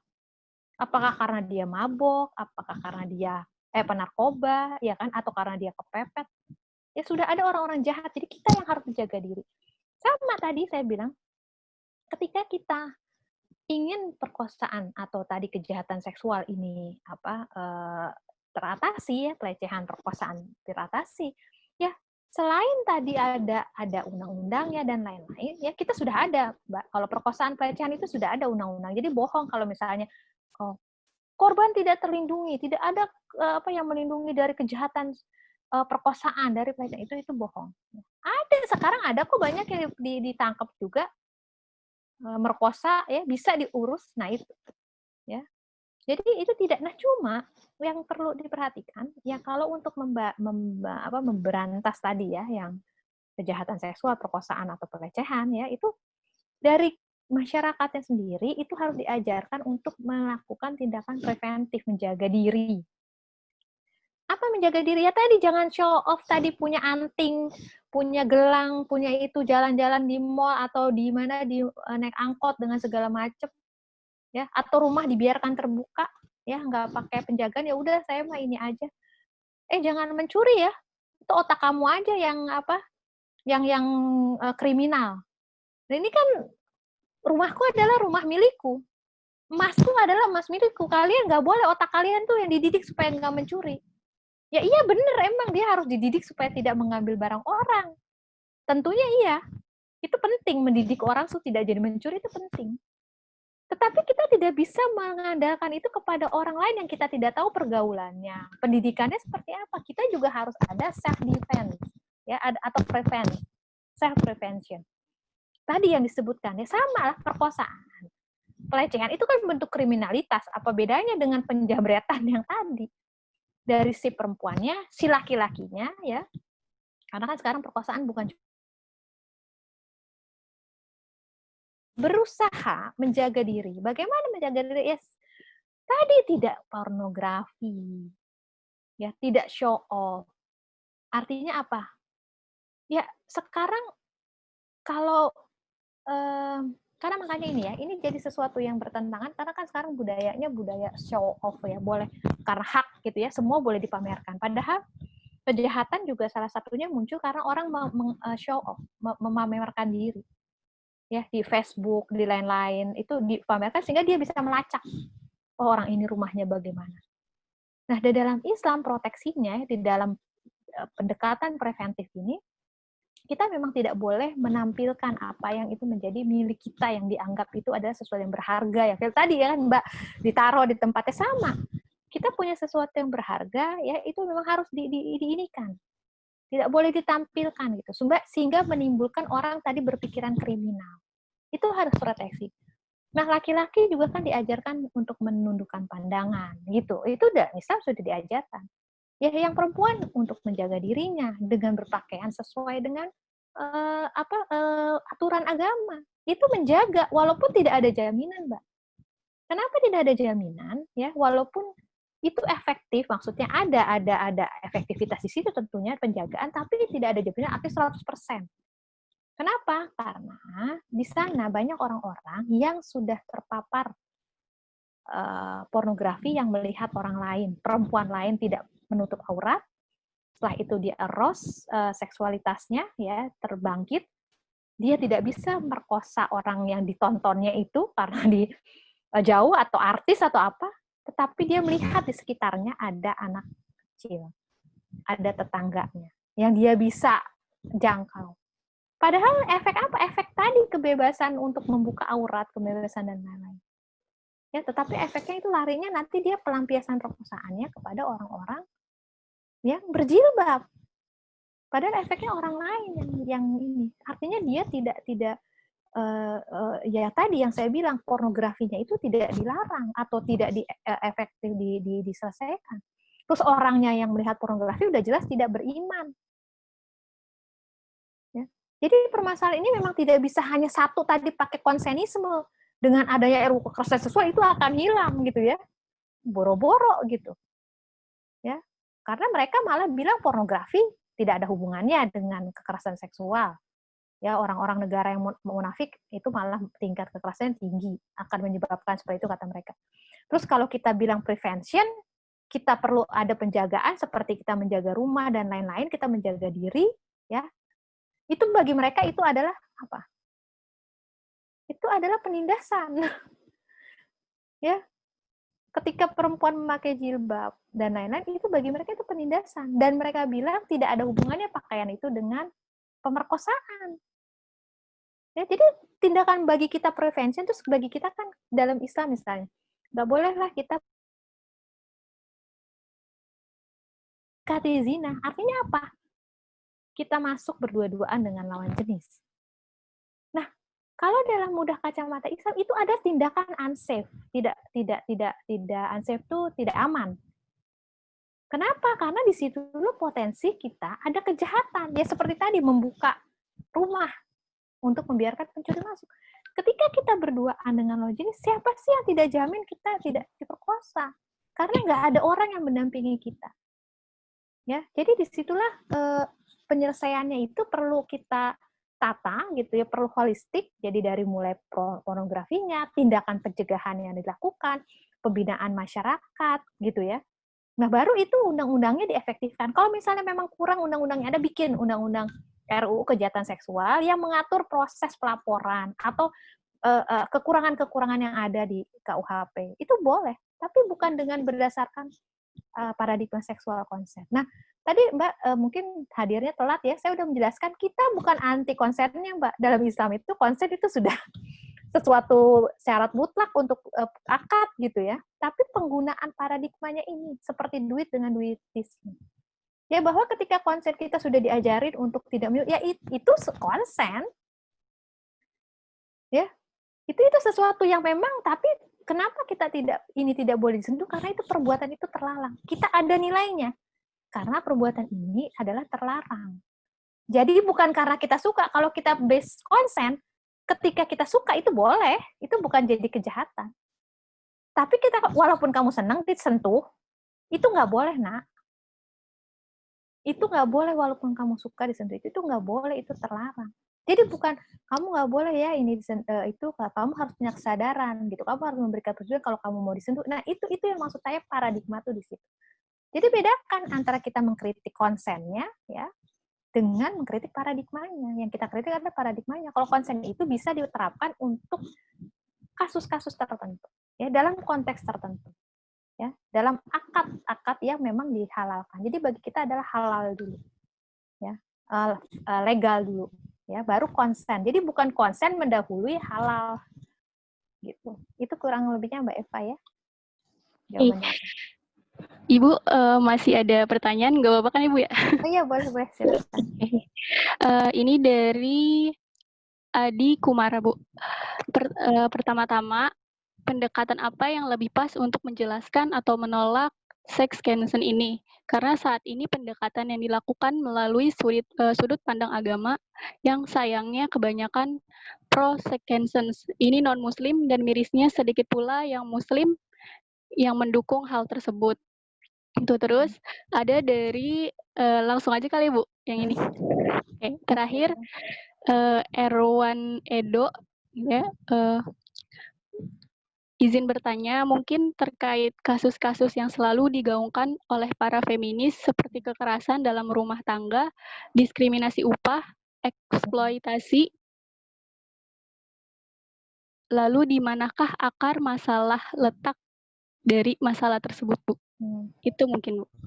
Okay. Sebenarnya ini masih berhubungan juga ya dengan yang tadi jawaban saya ya, mungkin tadi kan ini ditanyakan ketika saya belum jelaskan gitu ya, kenapa ini saya yang dari belakang dulu, kenapa kasus KDRT, upah dan eksploitasi perempuan ya, ini karena memang kita sudah tidak bermoral ya, sudah melupakan nilai-nilai moral, sudah melupakan nilai agama, itu problem utama ya. Artinya walaupun kita mungkin berbeda-beda agama, tapi ada nilai-nilai moral yang sebenarnya sudah jadi kesepakatan masyarakat Indonesia.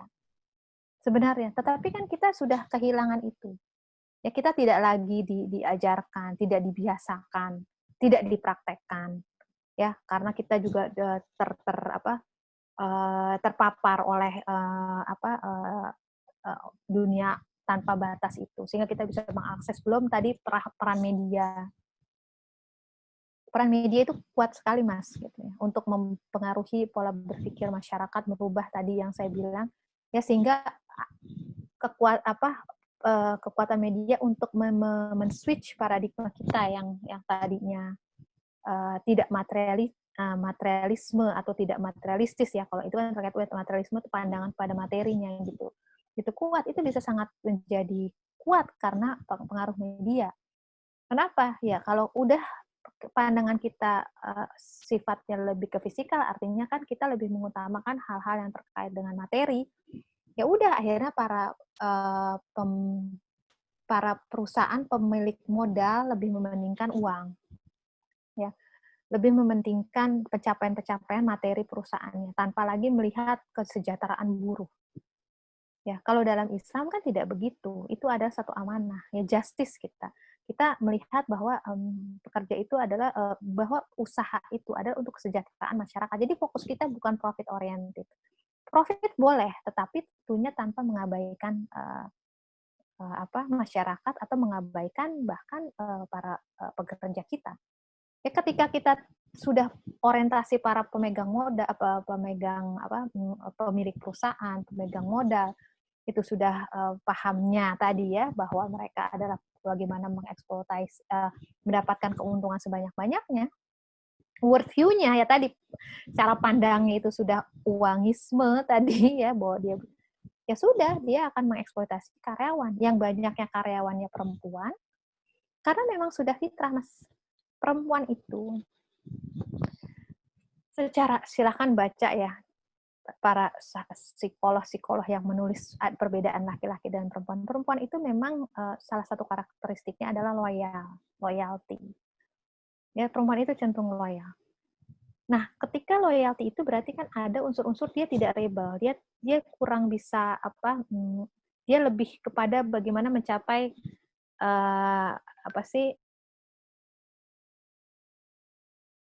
biasanya kan yang seperti itu ya, ketika di perusahaan, apalagi yang sifatnya buruh, kan nggak pengen ada perusahaan yang karyawannya sering demo, kan nggak suka tuh perusahaan gitu. Pengennya yang nurut-nurut gitu lah, pengen yang loyal-loyal.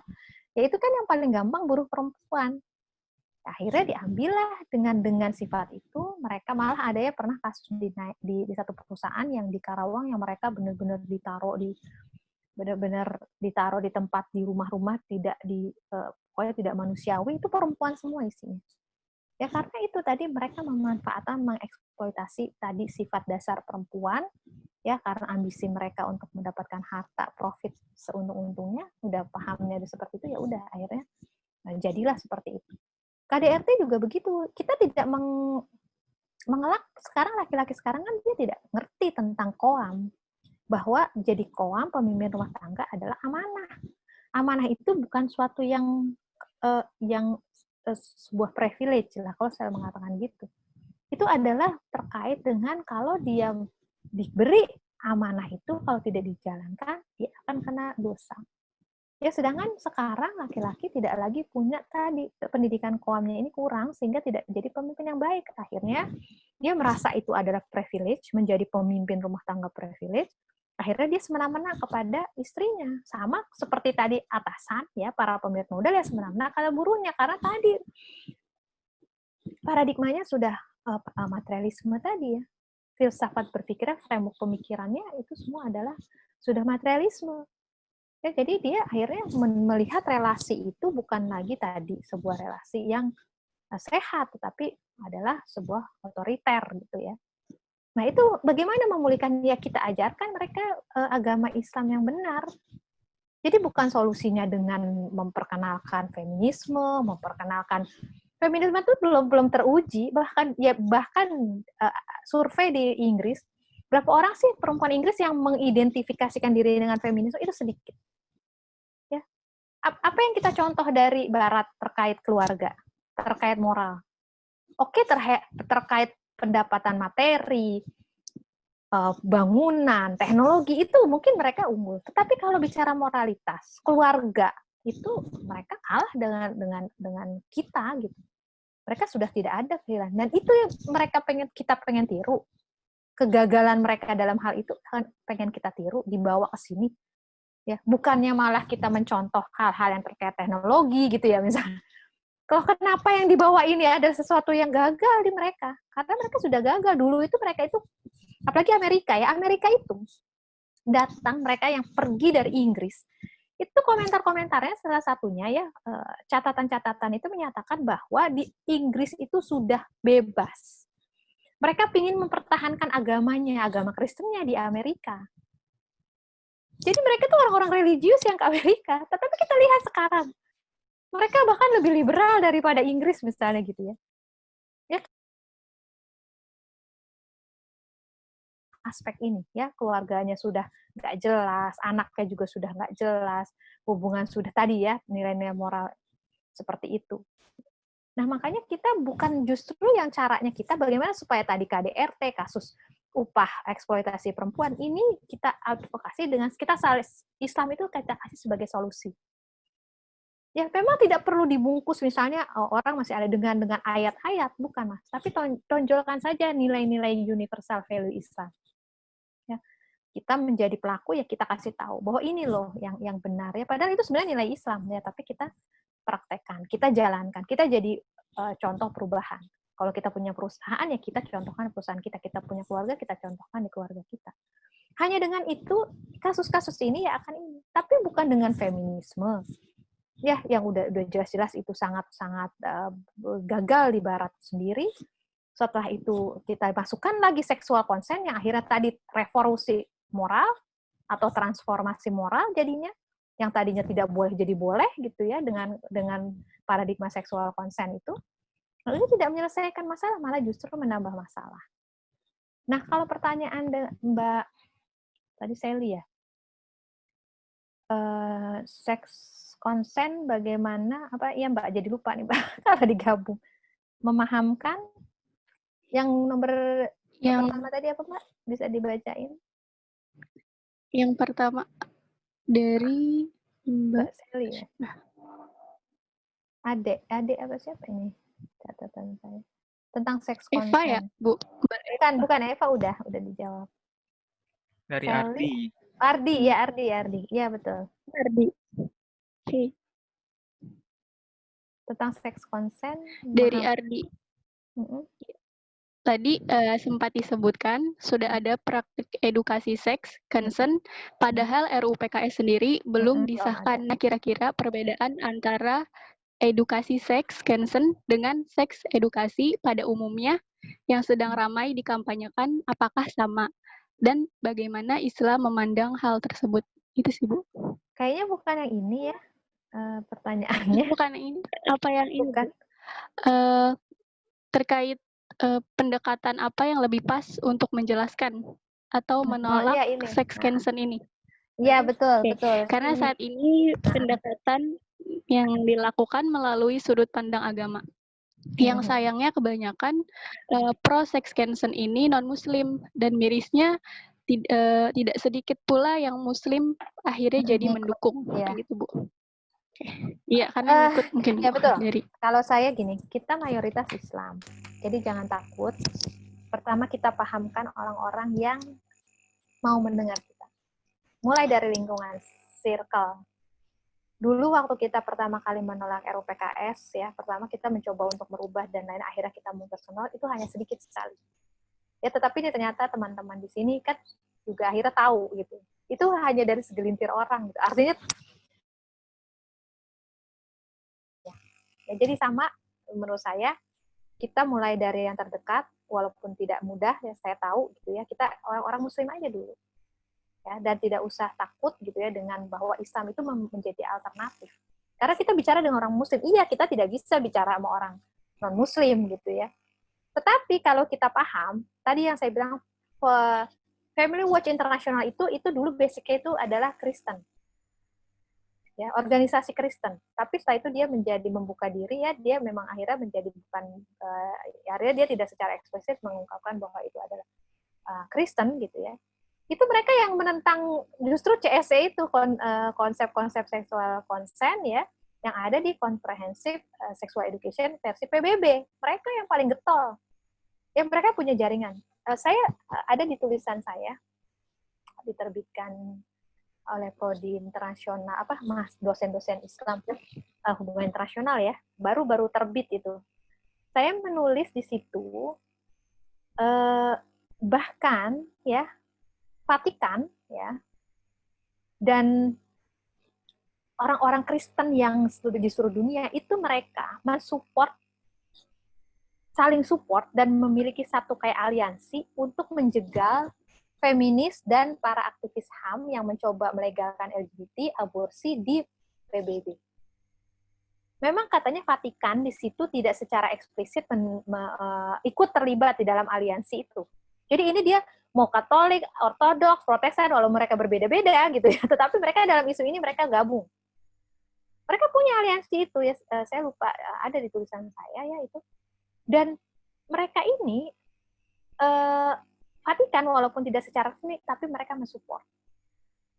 Karena mereka kalau misalnya kelihatan, tahu sendiri Vatikan itu kan politis, ya, nanti dianggap tidak pro kepada kebebasan gitu kan. Kita tahu kan kalau ada paus yang menolak LGBT langsung dibilang konservatif, langsung dibully dan tidak diituin lah gitu. Makanya mereka hati-hati dalam isu, tapi di dalam buku itu diceritakan bahwa sebenarnya mereka mendukung, cuma tidak di bawah, main di bawah lagi supaya tidak terlalu mencolok. Nah, seperti itu. Jadi mereka menggetter kekuatan kelompok mereka dulu. Setelah mereka kuat, ya, mereka bisa berjalan sendiri, termasuk salah satunya FWI ini, Family Watch International. Dia membawa webinar-webinar ke seluruh dunia, bahkan ke negara-negara muslim, karena ini sama loh problem kita. Gitu. Nah, artinya insya Allah teman-teman kita yang non-muslim pun kalau sadar, mereka mungkin nggak tahu, mereka pasti akan mendukung kita. Ya, karena yang setahu saya, Kristen-Kristen di Indonesia itu masih banyak yang tidak liberal lah gitu. Artinya masih mendukung bahwa LGBT itu tidak boleh, seks bebas itu tidak boleh gitu ya. Cuma itu yang tidak ketahuan, tidak bersuara. Jadi tentunya menurut saya mulailah dari lingkungan, nggak apa-apa pakai agama gitu ya, untuk teman-teman kita ya justru itu sekalian juga kita orangnya itu sekuler, yang tidak percaya, barulah kita kemas value-nya aja kita ini. Kita ungkapkan. Ya, tidak perlu pakai ayat, tidak perlu pakai itu, udah value-nya aja. Itu ada caranya. Ya. Tetapi kalau untuk non-muslim, ya karena kita belum berinteraksi atau belum tahu, ya sudah. Nanti itu urusannya nomor kesekian, karena mayoritas kita muslim. Gitu. Artinya kalau kita bisa menarik saudara-saudara kita yang muslim untuk tahu, paham bahayanya paradigma ini, tentunya kita sudah menang. Tidak perlu juga yang non-muslim, tapi saya yakin kalau kita bisa pasangkan video FWI, kita kasih tahu ini Family Watch International, ada juga Catholic Family, CFAM. Saya dulu tuh ngambil presentasi, itu dari awal-awal sebelum populer gitu ya, ini saya ambil dari FWI sama CFAM, Catholic Family, ya tentang WHO, CSA itu dari mereka. Mereka sudah sangat intens. Nah, saya yakin yang di Indonesia pasti terkonek. Cuma mereka mungkin karena minoritas ya, jadi takut saja. Ya, untuk bersuara. Nah, kita yang mayoritas harusnya kita bisa bersuara. Kayaknya itu, Mbak, jawaban saya sementara. Ya, alhamdulillah sudah terjawab semua pertanyaan. Ya, mungkin kalau ada yang mau bertanya lagi nanti bisa ini ya disampaikan ke panitia. Mungkin Ibu kalau misalkan pertanyaan yang belum dijawab di PC ke Ibu, apakah boleh, Bu? Tapi saya tuh nggak bisa ngetik ya, maksudnya saya agak-agak nggak bisa ngetik di WA, apalagi cepet. Paling saya pakai voice note ya, kalau itu biasanya gitu. Bisa. Baik, Bu. Siap. Mungkin terima kasih Jazakillah khairan kasiran kepada Bu Dinar dan para penanya ya. Mungkin bisa kita ambil kesimpulan ya terkait RUU PKS ini gitu, yang pada akhirnya sama-sama untuk akhirnya kita lebih kritisi lagi, dan mungkin ketika kita sudah tahu apa bahayanya gitu ya, apa konsekuensinya gitu ya bagi saat ini dan juga masa mendatang, ini bisa jadi salah satu gerakan kita gitu ya untuk akhirnya mencerdaskan yang lain gitu. Dan kalau misalkan bisa dikatakan juga gitu ya bahwa konsep seksualitas ini yang sudah terlihat gitu ya mungkin di barat tanpa adanya moral dan nilai agama, bagaimana gitu agar terlihat bermoral, mereka bisa melakukan hubungan seksual dengan siapa saja ya tanpa ikatan pernikahan, tapi bagaimana agar tetap terlihat bermoral gitu ya. Maka nilai moral apa yang harus dibentuk? Nah, ini adalah tidak adanya unsur kekerasan di dalamnya atau yang kita kenal dengan istilah consent gitu ya. Jadi mungkin ini yang tidak bisa pada akhirnya ditanamkan gitu ya dari barat ke Indonesia kayak gitu. Mungkin itu saja gitu ya diskusi kita malam hari ini. Terima kasih banyak kepada para peserta gitu ya, dan juga kepada Bu Dinar gitu yang sudah meluangkan waktunya dan berbagi ilmu. Semoga Bu Dinar selalu sehat selalu dan juga selalu dilindungi oleh Allah. Mungkin saya selaku moderator izin pamit ya, mohon maaf yang baik datangnya dari Allah dan yang keliru datangnya dari warahmatullahi wabarakatuh. Saya kembalikan ke MC. Waalaikumsalam warahmatullahi wabarakatuh. Waalaikumsalam warahmatullahi wabarakatuh. Terima kasih ya kepada Bu Dinar dan juga moderator tadi yang sudah memandu jalannya kupas yang keempat ini dengan baik gitu ya, dan luar biasa. Banyak banget input yang tadi kita sama-sama dapatkan gitu ya, di antaranya itu berkaitan dengan apakah betul ya sexual consent ini menjadi solusi gitu ya, menjadi solusi buat pelecehan sosial seksual kayak gitu ya. Dan ternyata tadi jawabannya ternyata hanya memindahkan istilah kekerasan menjadi perzinahan lah, kurang lebih kayak gitu. Dan juga yang menjadi poin penting di diskusi kita malam ini, kita sebagai seorang muslim gitu ya, kita harus belajar dan juga mendalami kembali worldview atau pandangan alam Islam gitu ya. Tadi kita mengedepankan wahyu di depan apapun itu ya. Apapun masalahnya kita dahulukan wahyu. Ketika ada masalah seperti LGBT, kemudian juga dengan seksual concern seperti ini gitu ya, yang menjadi panduan pertama kita adalah wahyu gitu ya. Karena yang membedakan antara kita gitu ya sebagai seorang muslim dan yang non muslim dan juga mungkin orang-orang sekuler adalah kita percaya dan harus senantiasa menjalankan wahyu yang telah Allah turunkan kepada kita semuanya. Seperti itu ya. Oke, mungkin sekian ya diskusi yang cukup panjang di malam hari ini. Kita bisa tutup ya dengan membaca lafaz hamdalah, alhamdulillahirrabbilalamin, istighfar, astagfirullahaladzim, dan doa penutup majelis, subhanakallahumma wa bihamdik, asyhadu an la ilaha illa anta astaghfiruka. Oke, saya Amir sebagai MC pada malam hari ini. Sekali lagi terima kasih banyak untuk para peserta juga yang telah berkontribusi juga hadir berpartisipasi di agenda kupas malam hari ini.